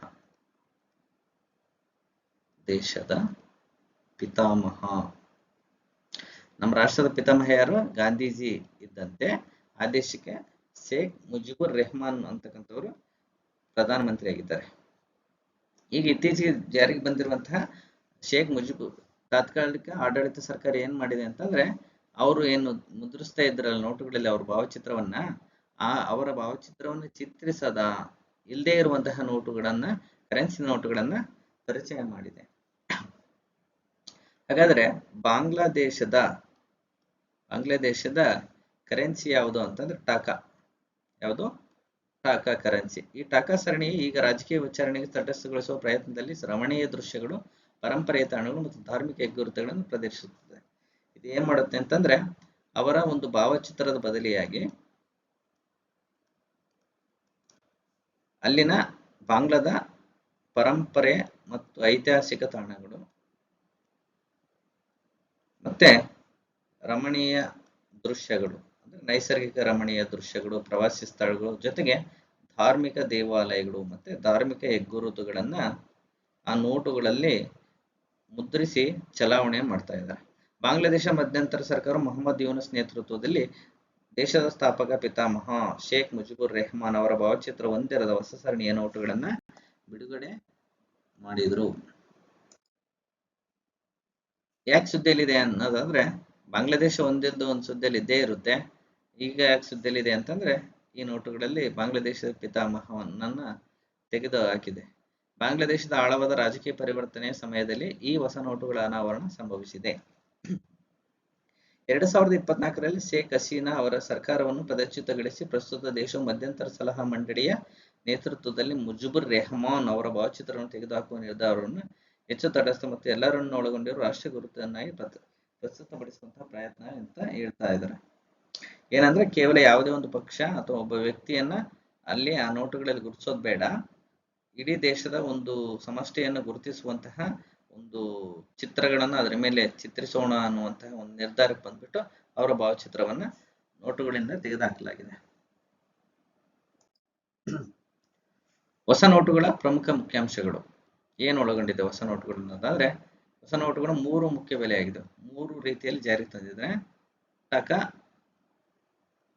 1000, 50 ಮತ್ತೆ 20 3 ಬೆಲೆಯಲ್ಲಿ ಹೊಸ ಕರೆನ್ಸಿ ನೋಟುಗಳನ್ನ ಜಾರಿ ತರಲಾಗಿದೆ. ಅವರ ಶೇಖ್ ಮುಜಿಬುರ್ ರೆಹಮಾನ್ ಅವರ ಚಿತ್ರದ ಬದಲಿಯಾಗಿ ಅಲ್ಲಿನ ಬಾಂಗ್ಲಾದೇಶದ ನೈಸರ್ಗಿಕ ಭೂದೃಶ್ಯಗಳು, ಪುರಾತತ್ವ ತತ್ವಶಾಸ್ತ್ರದ ಸ್ಥಳಗಳು, ದೇಶದ ಸಾಂಸ್ಕೃತಿಕ ಮತ್ತು ಐತಿಹಾಸಿಕ ವೈವಿಧ್ಯತೆಯನ್ನು ಪ್ರತಿಬಿಂಬಿಸುವ ಹಿಂದೂ ಮತ್ತು ಬೌದ್ಧ ದೇವಾಲಯಗಳನ್ನ ಕರೆನ್ಸಿ ನೋಟುಗಳಲ್ಲಿ ಚಿತ್ರಿಸಲಾಗುತ್ತೆ. ಇದು ಕರೆನ್ಸಿ ನೋಟುಗಳ ಸುದ್ದಿ ಆಯ್ತು ಅನ್ನೋದಾದ್ರೆ, ಈಗ 9ನೇ ಪ್ರಶ್ನೆ, ವಿಶ್ವದ ಅತಿ ಎತ್ತರವಾದಂತಹ ರೈಲ್ವೆ ಸೇತುವೆ ಎಲ್ಲಿ ನಿರ್ಮಾಣಗೊಂಡಿದೆ? A Bharat, B China, C Sri Lanka, D Canada. ಇತ್ತೀಚೆಗೆ ವಿಶ್ವದ ಅತಿ ಎತ್ತರವಾದಂತಹ ರೈಲ್ವೆ ಸೇತುವೆಯನ್ನ ಭಾರತದಲ್ಲಿ ನಿರ್ಮಾಣ ಮಾಡಿದ್ರು. ಇತ್ತೀಚೆಗೆ ತುಂಬಾ ಸುದ್ದಿಯಲ್ಲಿದೆ ಮತ್ತೆ ಎಕ್ಸಾಮ್ಗೆ ತುಂಬಾ ಪ್ರಮುಖ ಟಾಪಿಕ್ ಆಗುತ್ತೆ. ನೋಡೋಣ ಇದ್ರ ಬಗ್ಗೆ. ಇಲ್ಲಿದೆ ನೋಡಿ, ವಿಶ್ವದ ಅತಿ ಎತ್ತರವಾದಂತಹ ರೈಲ್ವೆ ಸೇತುವೆ ಚೆನಾಬ್ ರೈಲ್ವೆ ಸೇತುವೆ ಅಂತ ಕರಿತೀವಿ. ಹಾಗಾದ್ರೆ ಚೆನಾಬ್ ರೈಲ್ವೆ ಸೇತುವೆಯು ಭಾರತದ ಕೇಂದ್ರಾಡಳಿತ ಪ್ರದೇಶವಾದ ಜಮ್ಮು ಕಾಶ್ಮೀರದ ರಿಯಾಸಿ ಜಿಲ್ಲೆಯ ಚೆನಾಬ್ ನದಿಯ ಮೇಲೆ ನಿರ್ಮಿಸಲಾದ ರೈಲ್ವೆ ಸೇತುವೆಯಾಗಿದೆ. ಇದು ಎಲ್ಲಿ ನಿರ್ಮಾಣ ಆಗಿದೆ ಅನ್ನೋದನ್ನ ಕೇಳ್ತಾರೆ PCPS ಎಕ್ಸಾಮ್ಗೆ. ಇದು ಜಮ್ಮು ಕಾಶ್ಮೀರದ ರಿಯಾಸಿ ಜಿಲ್ಲೆಯ ಚೆನಾಬ್ ನದಿ ಮೇಲೆ, ಯಾವ ನದಿ ಮೇಲೆ ಅಂತಂದ್ರೆ ಚೆನಾಬ್ ನದಿಯ ಮೇಲೆ ನಿರ್ಮಿಸಲಾಗಿದೆ. ಹಾಗಾದ್ರೆ ಇದರ ಉದ್ದ ಎಷ್ಟಿದೆ ಅನ್ನೋದಾದ್ರೆ 1315 ಮೀಟರ್ ಉದ್ದ ಇದೆ. ಇದು ಚೆನಾಬ್ ಸೇತುವೆ. ಇದನ್ನ ಯಾವುದರಿಂದ ನಿರ್ಮಿಸಿದ್ದಾರೆ ಅಂದ್ರೆ ಉಕ್ಕು ಮತ್ತು ಕಾಂಕ್ರೀಟ್ ನಿಂದ ನಿರ್ಮಿಸಲಾಗಿದೆ. ಯಾವುದರಿಂದ ನಿರ್ಮಿಸಿದ್ದಾರೆ? ಉಕ್ಕು ಮತ್ತು ಕಾಂಕ್ರೀಟ್ ಇಂದ ಈ ಸೇತುವೆ ನಿರ್ಮಿಸಿದ್ದಾರೆ. ಈ ರಚನೆಯು 530 ಮೀಟರ್ ಉದ್ದ, 785 ಮೀಟರ್ ಉದ್ದದ ಡೆಕ್ ಅರ್ಚ್ ಸೇತುವೆಯನ್ನು ಒಳಗೊಂಡಿದೆ. ನದಿ ಪಾತ್ರದಿಂದ 359 ಮೀಟರ್ ಎತ್ತರವಿರುವಂತಹ ಕಮಾನು ಸೇತುವೆ ವಿಶ್ವದ ಅತಿ ಎತ್ತರವಾದಂತಹ ರೈಲ್ವೆ ಸೇತುವೆಯಾಗಿದೆ. ಎಷ್ಟು ಎತ್ತರ ಇದೆ ಅನ್ನೋದಾದ್ರೆ 359 ಎಷ್ಟಿದೆ? 359 ಮೀಟರ್ ಎತ್ತರವಿರುವಂತಹ ಈ ಕಮಾನು ಸೇತುವೆ ಅಂದ್ರೆ ಈ ತರ, ಈಗ ನೋಡಿದ್ವಲ್ಲ ಕಮಾನು ಇರುತ್ತೆ, ಈ ತರ ಕಮಾನು ಸೇತುವೆ ವಿಶ್ವದ ಅತಿ ಎತ್ತರವಾದಂತಹ ಕಮಾನು ಸೇತುವೆ ಇದಾಗಿದೆ. ಇದು ಜಮ್ಮು ಬಾರಾಮುಲ್ಲಾ ಮಾರ್ಗದಲ್ಲಿ ಕೌರಿ ಮತ್ತು ಬಕ್ಕಲ್ ರೈಲು ನಿಲ್ದಾಣಗಳ ನಡುವೆ ಇದು ಕಂಡು ಬರುತ್ತೆ. ಇದು ಇಂಪಾರ್ಟೆಂಟ್ ಆಗುತ್ತೆ. ಕೌರಿ ಮತ್ತು ಬಕ್ಕಲ್ ರೈಲು ನಿಲ್ದಾಣಗಳ ನಡುವೆ ಈ ಒಂದು ಚೆನಾಬ್ ರೈಲ್ವೆ ಸೇತುವೆ ಕಂಡು ಬರುತ್ತೆ. ಈ ಚೆನಾಬ್ ರೈಲ್ವೆ ಸೇತುವೆ ಕಾಶ್ಮೀರದ ಚೆನಾಬ್ ನದಿಗೆ ನಿರ್ಮಿಸಲಾಗಿದೆ ಅಂತ ನೋಡಿದ್ವಿ. ಇದು 359 ಮೀಟರ್ ಎತ್ತರ ಇದ್ದು ವಿಶ್ವದ ಅತಿ ಎತ್ತರವಾದಂತಹ ರೈಲ್ವೆ ಸೇತುವೆಯಾಗಿದೆ. ಇದು ಐಫೆಲ್ ಟವರ್ಗಿಂತ ಐಫೆಲ್ ಟವರ್ಗಿಂತ 35 ಮೀಟರ್ ಎತ್ತರ ಇದೆ. ನಿಮ್ಗೆ ಹೇಳಿಕೆಗಳು ಕೇಳ್ತಾರೆ, ಐಫೆಲ್ ಟವರ್ಗಿಂತ ಇಷ್ಟು ಎತ್ತರ ಇದೆ, ಇದು ಕಮಾನ್ ಸೇತುವೆ ಆಗಿದೆ, 359 ಮೀಟರ್ ಎತ್ತರ ಇದೆ. ಹೀಗೆ ABCD ಈಗ 4-5 ಹೇಳಿಕೆಗಳನ್ನ ಕೇಳ್ತಾರೆ. ಇತ್ತೀಚೆಗೆ ಪ್ರಶ್ನೆಗಳು ನೇರವಾಗಿ ಬರ್ತಾ ಇಲ್ಲ. ಏನು ವಿಶ್ವದ ಅತಿ ಎತ್ತರವಾದ ರೈಲ್ವೆ ಸೇತುವೆ ಅಂತ ಕೇಳಲ್ಲ, ಹೀಗೆ 3-4 ಹೇಳಿಕೆಗಳನ್ನು ಕೊಟ್ಬಿಟ್ಟು ನಿಮಗೆ ಪ್ರಶ್ನೆಗಳನ್ನು ಕೇಳಲಾಗುತ್ತೆ. ಹಾಗಾಗಿ ಈ ಎಲ್ಲ ಮಾಹಿತಿಗಳನ್ನು ಆಳವಾಗಿ ತಿಳ್ಕೊಳ್ಬೇಕಾಗುತ್ತೆ. ಇದು ಐಫೆಲ್ ಟವರ್ಗಿಂತ ಎಷ್ಟು ಮೀಟರ್ ಎತ್ತರ ಇದೆ ಅನ್ನೋದಾದ್ರೆ 35 ಮೀಟರ್ ಎತ್ತರವಾಗಿದೆ. ಇನ್ನು ಜಮ್ಮು ಕಾಶ್ಮೀರದ ರಿಯಾಸಿ ಜಿಲ್ಲೆಯ ಬಕ್ಕಲ್ ಮತ್ತು ಕೌರಿ ಗ್ರಾಮಗಳ ನಡುವೆ ಇದೆ ಅನ್ನೋದನ್ನು ನೋಡಿದ್ವಿ. ಇದು ಉಧಂಪುರ, ಶ್ರೀನಗರ ಮತ್ತು ಬಾರಾಮುಲ್ಲಾ ರೈಲ್ವೆ ಸಂಪರ್ಕಗಳನ್ನ ಯೋಜನೆ ನಿರ್ಣಾಯಕ ಭಾಗವಾಗಿದೆ. ಇದು ಕತ್ರಾವನ್ನು ಸಂಗಲ್ದಾನ್ಗೆ ಸಂಪರ್ಕಿಸುತ್ತದೆ. ಶ್ರೀನಗರಕ್ಕೆ ರೈಲು ಪ್ರವೇಶವನ್ನ ಈ ಚೆನಾಬ್ ರೈಲ್ವೆ ಸೇತುವೆ ಸಕ್ರಿಯಗೊಳಿಸುತ್ತದೆ. ಇದು ಚೆನಾಬ್ ರೈಲ್ವೆ ಸೇತುವೆ ಬಗ್ಗೆ ಇರುವಂತಹ ಮಾಹಿತಿ. ಇದನ್ನ ಯಾರು ನಿರ್ಮಿಸಿದ್ರು ಅನ್ನೋದನ್ನ ನೋಡೋದಾದ್ರೆ ಕೊಂಕಣ ರೈಲ್ವೆ ನಿಗಮ. ಕೊಂಕಣ ರೈಲ್ವೆ ನಿಗಮ ಇದನ್ನ ಕಾರ್ಯಗತಗೊಳಿಸುತ್ತೆ. ಅಪ್ಸಾನ್ ಇನ್ಫ್ರಾಸ್ಟ್ರಕ್ಚರ್ ಅಲ್ಟ್ರಾ ಕನ್ಸ್ಟ್ರಕ್ಷನ್ ದಕ್ಷಿಣ ಕೊರಿಯಾದ ಮತ್ತು VSL ಇಂಡಿಯಾದ ಜಂಟಿ ಉದ್ಯಮದಿಂದ ಈ ಒಂದು ಚೆನಾಬ್ ರೈಲ್ವೆ ಸೇತುವೆಯನ್ನು ನಿರ್ಮಿಸಲಾಗ್ತಾ ಇದೆ. ಸೇತುವೆಯ ಪ್ರಮುಖ ಲಕ್ಷಣ ನೋಡಿದ್ವಿ. 1315 ಮೀಟರ್ ಎತ್ತರ ಉದ್ದ ಇದೆ. ಇದು ಗಾಳಿ ಪ್ರತಿರೋಧಕವಾಗಿ 266 ಕಿಲೋಮೀಟರ್ ಗಂಟೆಗೆ ಮತ್ತು ಭೂಕಂಪ ನಿರೋಧಕ. ಅಂದ್ರೆ ಗಾಳಿ 266 ಕಿಲೋಮೀಟರ್ ಫರ್ ಅವರ್ ಬೀಸಿದ್ರೂ ಸಹ ಮತ್ತೆ ಭೂಕಂಪ 8% ತೀವ್ರತೆ 8ರಷ್ಟು ತೀವ್ರತೆ ಇದ್ರೂ ಕೂಡ ಇದಕ್ಕೆ ಏನು ಹಾನಿ ಆಗಲ್ಲ. ಅಷ್ಟೊಂದು ಬಲಿಷ್ಠವಾಗಿ ಕಟ್ಟಲಾಗಿದೆ. ಜೊತೆಗೆ ಇದು 20 ಡಿಗ್ರಿ ಸೆಲ್ಸಿಯಸ್ ತಾಪಮಾನ ಇದ್ರೂ ಕೂಡ ತಡೆದುಕೊಳ್ಳುವಂತಹ ಒಂದು ಸಾಮರ್ಥ್ಯ ಇದಕ್ಕಿದೆ. ಜೊತೆಗೆ ಬ್ಲಾಸ್ಟ್ ಪ್ರೂಫ್ 40 ಟನ್ TNT ಸಮಾನವಾದ ಸ್ಫೋಟಗಳನ್ನು ತಡೆದುಕೊಡುವಂತಹ ವಿನ್ಯಾಸಗೊಳಿಸಿದೆ. ತುಂಬಾ ಅಡ್ವಾನ್ಸ್ ಆಗಿ ನಿರ್ಮಾಣ ಮಾಡಲಾಗಿದೆ ನೋಡ್ರಿ. 40 ಟನ್ TNT ಸಮಾನವಾದಂತಹ ಸ್ಫೋಟಗಳನ್ನ ಮಾಡಿದ್ರೂ ಕೂಡ ಈ ಸೇತುವೆಯನ್ನ ಒಡೆದಾಕಕ್ಕಾಗಲ್ಲ, ಅಷ್ಟು ಬಲಿಷ್ಠವಾಗಿದೆ. ಈ ಮೊದಲೇ ನೋಡಿದ್ವಲ್ಲ, ಉಕ್ಕು ಮತ್ತು ಕಾಂಕ್ರೀಟ್ ನಿಂದ ನಿರ್ಮಿಸಲಾಗಿದೆ. 266 ಕಿಲೋಮೀಟರ್ ಫರ್ ಅವರ್ ಅಲ್ಲಿ ಗಾಳಿ ಬೀಸಿದ್ರು ಕೂಡ, ಬಿರುಗಾಳಿ ಬೀಸಿದ್ರು ಸಹ, 8% ಭೂಕಂಪದ ತೀವ್ರತೆ ಇದ್ರೂ ಸಹ, ಜೊತೆಗೆ 40 ಟನ್ ಒಂದೇ ಬಾರಿ 40 ಟನ್ TNT ಸ್ಫೋಟ ಆದ್ರೂ ಕೂಡ ಇದಕ್ಕೇನು ಸೇತುವೆಗೆ ಹಾನಿ ಆಗಲ್ಲ. ಇಷ್ಟು ಗಟ್ಟಿಮುಟ್ಟಾಗಿ ಇದನ್ನ ನಿರ್ಮಾಣ ಮಾಡಿದ್ದಾರೆ. ಇದು ಚೆನಾಬ್ ರೈಲ್ವೆ ಸೇತುವೆಯ ಬಗ್ಗೆ ಸಂಪೂರ್ಣ ಮಾಹಿತಿ. ಈಗ 10ನೇ ಪ್ರಶ್ನೆ ಏನಿದೆ ಅನ್ನೋದನ್ನ ನೋಡೋಣ. ಡುಗೇಸಿಯಾ ಪುನೆನ್ಸಿಸ್ ಎಂಬ ಹೊಸ ಜಾತಿಯ ಪ್ಲಾನೇರಿಯನ್ ವರ್ಮ್ ಅನ್ನು ಇತ್ತೀಚೆಗೆ ಎಲ್ಲಿ ಕಂಡುಹಿಡಿಯಲಾಯಿತು? ಲೋಕ್ಟಕ್ ಸರೋವರ ಮಣಿಪುರ, ಚಿಲಿಕಾ ಸರೋವರ ಒಡಿಶಾ, ಪಾಷಾನ್ ಸರೋವರ ಪುಣೆ, ದಾಲ್ ಸರೋವರ ಶ್ರೀನಗರ. ನಿಮ್ಮ ಉತ್ತರ ಕಮೆಂಟ್ ಮಾಡಿ. ನಿಮ್ಮ ಉತ್ತರ ಪಾಷಾನ್ ಸರೋವರ ಪುಣೆ ಅಂತ ಆಗ್ಬೇಕು. ಇಲ್ಲಿದೆ ನೋಡಿ, ಆ ಪ್ಲಾನೇರಿಯಾ ಹುಳ ಅಥವಾ ಹೊಸ ಪ್ರಭೇದ ಈ ಚಿತ್ರದಲ್ಲಿದೆ. ಇದು ಒಂದು ಸರೋವರ, ಪಾಷಾನ್ ಸರೋವರ. ಇದು ಪ್ಲಾನೇರಿಯಾ ಜಾತಿ ಸೇರಿರ್ತಕ್ಕಂಥ ಒಂದು ಹುಳ. ಮಹಾರಾಷ್ಟ್ರದ ಪುಣೆಯ ಪಾಷಾನ್ ಸರೋವರದಲ್ಲಿ ಡುಗೇಸಿಯಾ ಪೊನ್ಸಿಸಿ ಹೊಸ ಜಾತಿಯ ಪ್ಲಾನೇರಿಯಾ ಹುಳವನ್ನು ಇತ್ತೀಚೆಗೆ ಕಂಡುಹಿಡಿಯಲಾಯಿತು. ಎಲ್ಲಿ ಕಂಡುಹಿಡಿಯಲಾಯಿತು? ಮಹಾರಾಷ್ಟ್ರದ ಪಾಷಾನ್ ಸರೋವರದಲ್ಲಿ. ಪಾಷಾನ್ ಸರೋವರದಲ್ಲಿ ಕಂಡುಹಿಡಿಯಲಾಯಿತು. ಹೊಸ ಜಾತಿಯ ಪ್ಲಾನೇರಿಯನ್ ಹುಳವನ್ನು ಇತ್ತೀಚೆಗೆ ಕಂಡುಹಿಡಿಯಲಾಯಿತು. ಪ್ಲಾನೇರಿಯನ್ ಹುಳಗಳು ಜಲಚರ ಚಪ್ಪಟೆ ಹುಳಗಳಾಗಿವೆ. ಇದು ಚಪ್ಪಟೆ ಹುಳುಗಳು. ಚಪ್ಪಟೆ ಹುಳ ಎಲ್ಲಿ ವಾಸ ಮಾಡ್ತಾವ ಅಂದ್ರೆ ಜಲಚರ, ಜಲದಲ್ಲಿ, ಭೂಮಿಯಲ್ಲೆಲ್ಲ ನೀರಿನ ಮೂಲಗಳಲ್ಲಿ ಇವು ವಾಸ ಮಾಡ್ತವೆ. ಇವುಗಳ ವಿಶೇಷತೆ ಏನಂತಂದ್ರೆ, ತಮ್ಮ ದೇಹದ ಒಂದು ಭಾಗ ಏನಾದ್ರೂ ಕಳೆದೋಯ್ತು ಅಂತಂದ್ರೆ ಅಥವಾ ನಾಶ ಆಯ್ತು ಅಂತಂದ್ರೆ, ಕಟ್ಟಾಯ್ತು ಅಂತಂದ್ರೆ ಅದನ್ನ ಮತ್ತೆ ಪುನರ್ ಉತ್ಪಾದಿಸಿಕೊಳ್ಳುವಂತಹ ಸಾಮರ್ಥ್ಯ ಹೊಂದಿದೆ. ಏನು ಅಲ್ಲಿ ಬಾಲ ಕಟ್ಟಾದ ನಂತರ ಮತ್ತೆ ಅಲ್ಲಿಗೆ ಬಾಲ ಬೆಳೆಯುತ್ತಲ್ಲ, ಅದೇ ರೀತಿ ಇದೇನಾದ್ರೂ ತನ್ನ ಅಂಗಗಳನ್ನು ಕಳ್ಕೊಂಡ್ರೆ ಮತ್ತೆ ತನ್ನ ಅಂಗಗಳನ್ನ ಪುನರ್ ಉತ್ಪಾದಿಸುವಂತಹ ಅದ್ಭುತ ಸಾಮರ್ಥ್ಯ ಇದಕ್ಕೆ ಹೊಂದಿದೆ. ಈ ಪ್ರಭೇದವು ಪಶ್ಚಿಮ ಘಟ್ಟಗಳೊಳಗಿನ ಒಂದು ಜೌಗು ಪ್ರದೇಶದಲ್ಲಿ ಕಂಡು ಬಂದಿದೆ. ಇದು ಜೈವ ವೈವಿಧ್ಯದ ತಾಣವಾಗಿದೆ. ಇದು ಪಶ್ಚಿಮ ಘಟ್ಟ ಭಾಗದಲ್ಲಿ ಕಂಡುಬರುತ್ತೆ. ಪಶ್ಚಿಮ ಘಟ್ಟ ಭಾಗದಲ್ಲಿ ಕಂಡುಬರುವಂತಹ ಒಂದು ಜೌಗು ಪ್ರದೇಶದಲ್ಲಿ ಈ ಪ್ರಭೇದ ಕಂಡು ಬಂದಿದೆ. ಈ ಆವಿಷ್ಕಾರವು 1983ರ ನಂತರ ಭಾರತದಲ್ಲಿ ಮೊದಲ ಬಾರಿಗೆ ಹೊಸ ಪ್ಲಾನೇರಿಯಾ ಪ್ರಭೇದವನ್ನು ಗುರುತಿಸಲಾಗಿದೆ. ಈ ಮೊದಲು ಪ್ಲಾನೇರಿಯಾ ಪ್ರಭೇದಕ್ಕೆ ಸಂಬಂಧಪಟ್ಟಂತೆ 1983ರ ಪೂರ್ವದಲ್ಲಿ ಪತ್ತೆ ಹಚ್ಚಲಾಗಿತ್ತು.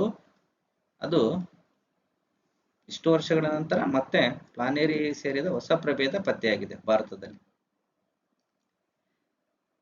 ಈ ಒಂದು ಡುಗೇಸಿಯಾ ಪೊನೆನ್ಸಿ ಭಾರತ ಸಿಹಿನೀರಿನ ಜೀವವೈವಿಧ್ಯತೆ ತಿಳುವಳಿಕೆಯನ್ನು ಹೆಚ್ಚಿಸುತ್ತದೆ ಮತ್ತು ಪಾಷಾಣ ಸರೋವರದಂತಹ ನಗರ ಜೌಗು ಪ್ರದೇಶಗಳ ಪರಿಸರ ಪ್ರಾಮುಖ್ಯತೆಯನ್ನು ಎತ್ತಿ ತೋರಿಸುತ್ತದೆ. ಅಂದ್ರೆ ಜೌಗು ಪ್ರದೇಶಗಳು ಹಲವಾರು ಜೀವಿ ಸಂಕುಲಗಳನ್ನು ಪೋಷಿಸುವಂತಹ ಒಂದು ತಾಣಗಳು ಅನ್ನೋದನ್ನ ಈ ಒಂದು ಅನ್ವೇಷಣೆ ಎತ್ತಿ ತೋರಿಸುತ್ತದೆ. ಇಲ್ಲಿ ಇಂಪಾರ್ಟೆಂಟ್ ಏನಂತಂದ್ರೆ ಎಲ್ಲಿ ಕಂಡು ಬರುತ್ತೆ, ಪ್ಲಾನೇರಿಯಾ ಅಂತಕ್ಕಂಥದ್ದು ಒಂದು ಪಕ್ಷಿನ ಅಥವಾ ಪ್ರಾಣಿನ ಅಥವಾ ಹುಳುನ ಅಂತೇಳಿ ಪ್ರಶ್ನೆ ಕೇಳ್ತಾರೆ. ಅದರಲ್ಲೂ ವಿಶೇಷವಾಗಿ ಪಶ್ಚಿಮ ಘಟ್ಟಗಳ ಸಾಲಿನಲ್ಲಿ ಯಾವುದಾದ್ರೂ ಹೊಸ ಪ್ರಭೇದ, ಅಪರೂಪದ ಪ್ರಭೇದಗಳನ್ನ ಪತ್ತೆ ಹಚ್ಚಿದ್ರು ಅಂತಂತಂದ್ರೆ ಆ ಒಂದು ವಿಷಯ ಪರೀಕ್ಷೆ ತುಂಬಾ ಪ್ರಮುಖ ಆಗುತ್ತೆ. ಹಾಗಾಗಿ ಇದ್ರ ಬಗ್ಗೆ ಸ್ವಲ್ಪ ಗಮನ ಇರಲಿ. ಇದು ಇಲ್ಲಿವರೆಗೆ ಸುಮಾರು 10 ಪ್ರಶ್ನೆಗಳಿತ್ತು. ಜೂನ್ ತಿಂಗಳ ಮೊದಲ ಕರೆಂಟ್ ಅಫೇರ್ಸ್ ವಿಷಯಗಳಿಗೆ ಸಂಬಂಧಪಟ್ಟಂತೆ. ಈಗ ನಾವು ಮೊದಲೇ ತಿಳಿಸಿದಂತೆ ಶಿವ್ ಕ್ಲಾಸ್ ಕಾರ್ಡರ್ನ ಸಕ್ಸಸ್ ಮಂತ್ರ ಪರೀಕ್ಷೆಯಲ್ಲಿ ಒಂದು ಸಕ್ಸಸ್ ಮಂತ್ರವನ್ನ ನಾನು ಹೇಳ್ತೀನಿ, ಇದನ್ನ ನೀವು ಫಾಲೋ ಅಪ್ ಮಾಡ್ಬೋದು. Don't give up. Don't give up. ಯಾವುದೇ ಕೆಲಸವನ್ನ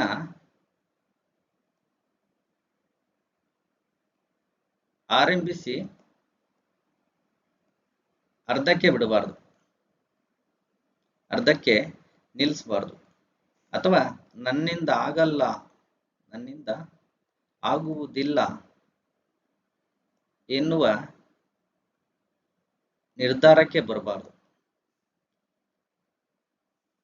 ಈ ಒಂದು ತತ್ವ ಅಥವಾ ಈ ಒಂದು ಸೂತ್ರ ನಮ್ಮ ಜೀವನದಲ್ಲಿ ಅಳವಡಿಸ್ಕೊಳ್ಬೇಕು. ಅದರಲ್ಲಿ ವಿಶೇಷವಾಗಿ ವಿದ್ಯಾರ್ಥಿ ಈ ತತ್ವವನ್ನು ಅಳವಡಿಸ್ಕೊಳ್ಬೇಕು.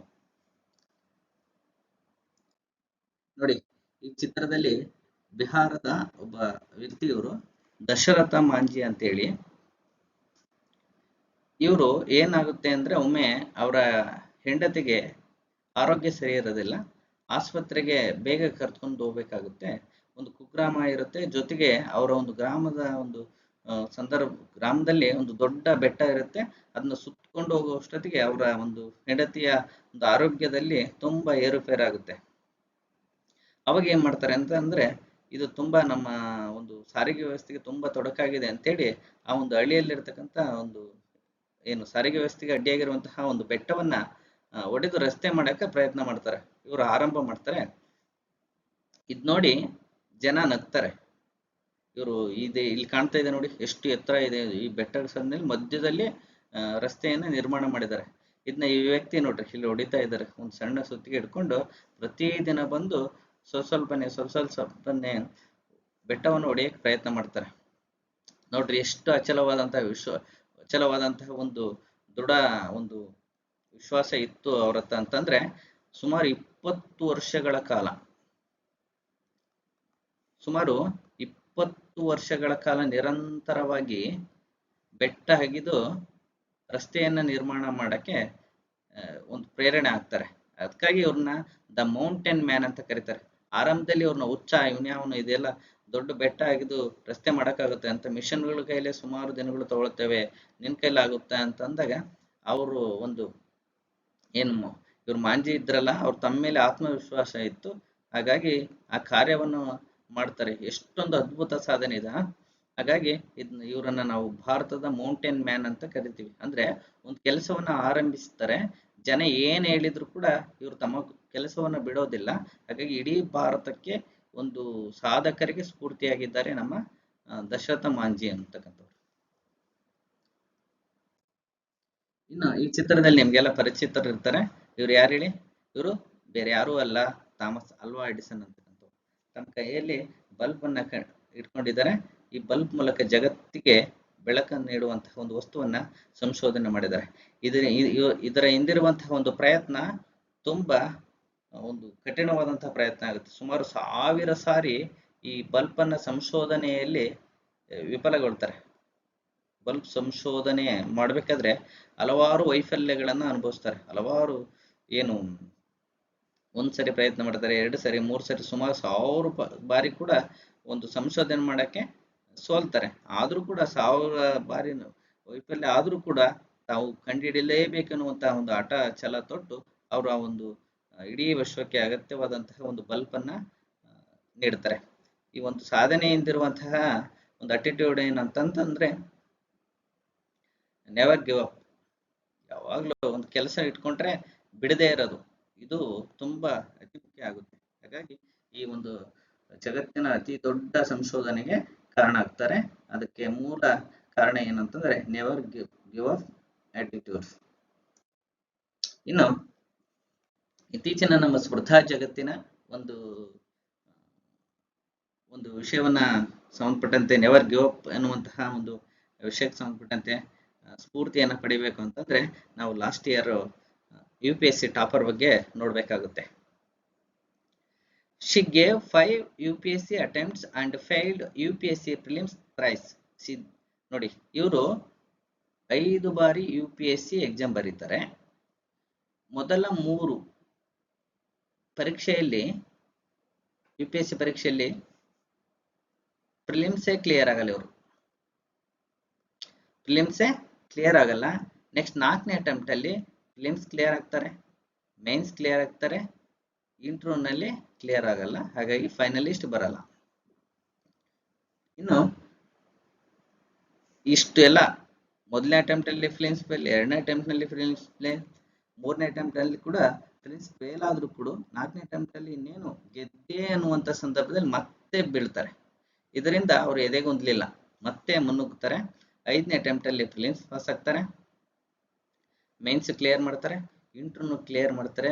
ಕೇವಲ ಕ್ಲಿಯರ್ ಮಾಡೋದಲ್ಲ, ಇಡೀ ದೇಶಕ್ಕೆ 2024ನೇ ಸಾಲಿನ UPSC ಟಾಪರ್ ಆಗ್ತಾರೆ, ನಂಬರ್ 1 ರ್ಯಾಂಕ್ ಪಡಿತಾರೆ. ನೋಡಿ, ಇವರ ಒಂದು ಸಾಧನೆಯ ಒಂದು ನೆವರ್ ಗಿವ್ ಅಪ್ ಮೈಂಡ್ ಹೇಗಿತ್ತು ಅನ್ನೋದನ್ನ ಇವರಿಂದ ನೋಡಿ ಕಲಿಬೇಕು. ಮೊದಲ 3 ಅಟೆಂಪ್ಟ್ ಅಲ್ಲಿ ಫಿಲಿಮ್ಸ್ ಪಾಸ್ ಆಗಲ್ಲ, ನೆಕ್ಸ್ಟ್ ಅಟೆಂಪ್ಟ್ ಅಲ್ಲಿ ಇಂಟರ್ವ್ಯೂ ಸೆಲೆಕ್ಟ್ ಆಯ್ತು, ಫೈನಲಿಸ್ಟಿಗೆ ಬರಲ್ಲ, 5ನೇ ಅಟೆಂಪ್ಟ್ ನಲ್ಲಿ ಕ್ಲಿಯರ್ ಮಾಡ್ತಾರೆ. ಅಂದ್ರೆ ಏನಾಗುತ್ತೆ ಅಂತಂದ್ರೆ ನಮ್ಮ ಈಗಿನ ಸ್ಪರ್ಧಾರ್ಥಿಗಳು ಏನ್ ಮಾಡ್ತಾರೆ, ಮೊದಲ ಅಟೆಂಪ್ಟ್ ಅಲ್ಲಿ ಫೇಲ್ ಆಯ್ತು ಅಂತಂದ್ರೆ, ಅಥವಾ ತಾವು ಬರೆದಿರತಕ್ಕಂಥ ಮೊದಲ ಎಕ್ಸಾಮ್ ಏನಾದ್ರು ಫೇಲ್ ಆಯ್ತಂದ್ರೆ 2ನೇ ಅಟೆಂಪ್ಟ್ ಕೂಡ ಫೇಲ್ ಆಯ್ತಂದ್ರೆ ಬಿಟ್ಬಿಡ್ತಾರೆ, ನಮ್ಮಿಂದ ಆಗಲ್ಲ ಅಂತೇಳಿ.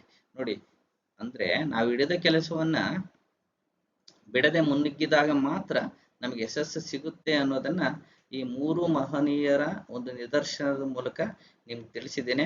ಹಾಗಾಗಿ ನಾವು ವಿದ್ಯಾರ್ಥಿ ಜೀವನ ಇರ್ಬೋದು ಅಥವಾ ನಮ್ಮ ಜೀವನದಲ್ಲಿ ಇರ್ಬೋದು, ಯಾವುದೇ ಒಂದು ಕೆಲಸವನ್ನ ಹಿಡಿದು ಬಿಟ್ರೆ, ಆರಂಭಿಸಿದ್ರೆ ಅದನ್ನ ಯಾವತ್ತೂ ಕೂಡ ನಿಲ್ಲಿಸದೇನೆ ಮುನ್ನುಗ್ಬೇಕು. ಹಾಗಾದಾಗ ಮಾತ್ರ ನಮ್ಗೆ ಏನ್ ಸಿಗುತ್ತೆ, ಗೆಲುವು ಸಿಗುತ್ತೆ. ಇದು ಇವತ್ತಿನ ನಮ್ಮ ಶಿವ ಕ್ಲಾಸ್ ಕಾರರ್ನ ಸಕ್ಸಸ್ ಮಂತ್ರ ಆಗಿತ್ತು. ಈ ಒಂದು ಸಕ್ಸಸ್ ಮಂತ್ರ ಹಾಗೇನೆ ಈ ಒಂದು ಜೂನ್ ತಿಂಗಳ ಮೊದಲ ಭಾಗದ ಕರೆಂಟ್ ಅಫೇರ್ಸ್ ಏನಾದರೂ ನಿಮ್ಗೆ ಇಷ್ಟ ಆಯಿತು ಅಂತಂದ್ರೆ, ಇಷ್ಟ ಆಗಿದ್ರೆ ಲೈಕ್ ಮಾಡಿ, ಶೇರ್ ಮಾಡಿ, ಸಬ್ಸ್ಕ್ರೈಬ್ ಮಾಡಿ, ನಿಮ್ಮ ಪ್ರತಿಯೊಬ್ಬ ಸ್ನೇಹಿತರೊಂದಿಗೆ ಹಂಚ್ಕೊಳ್ಳಿ. ಈ ರೀತಿಯ ಹಲವಾರು ವಿಡಿಯೋಗಳು ನಿಮ್ಮ ಓದಿಗೆ ಸ್ಫೂರ್ತಿದಾಯಕವಾದಂತಹ ಮಾಹಿತಿಗಳನ್ನು ಹಂಚ್ಕೊಳ್ತೀನಿ. ಮತ್ತೆ ಸಿಗೋಣ ಜೂನ್ ತಿಂಗಳ 2ನೇ ಭಾಗದ ಪ್ರಚಲಿತ ಘಟನೆಗಳೊಂದಿಗೆ. Thank you so much.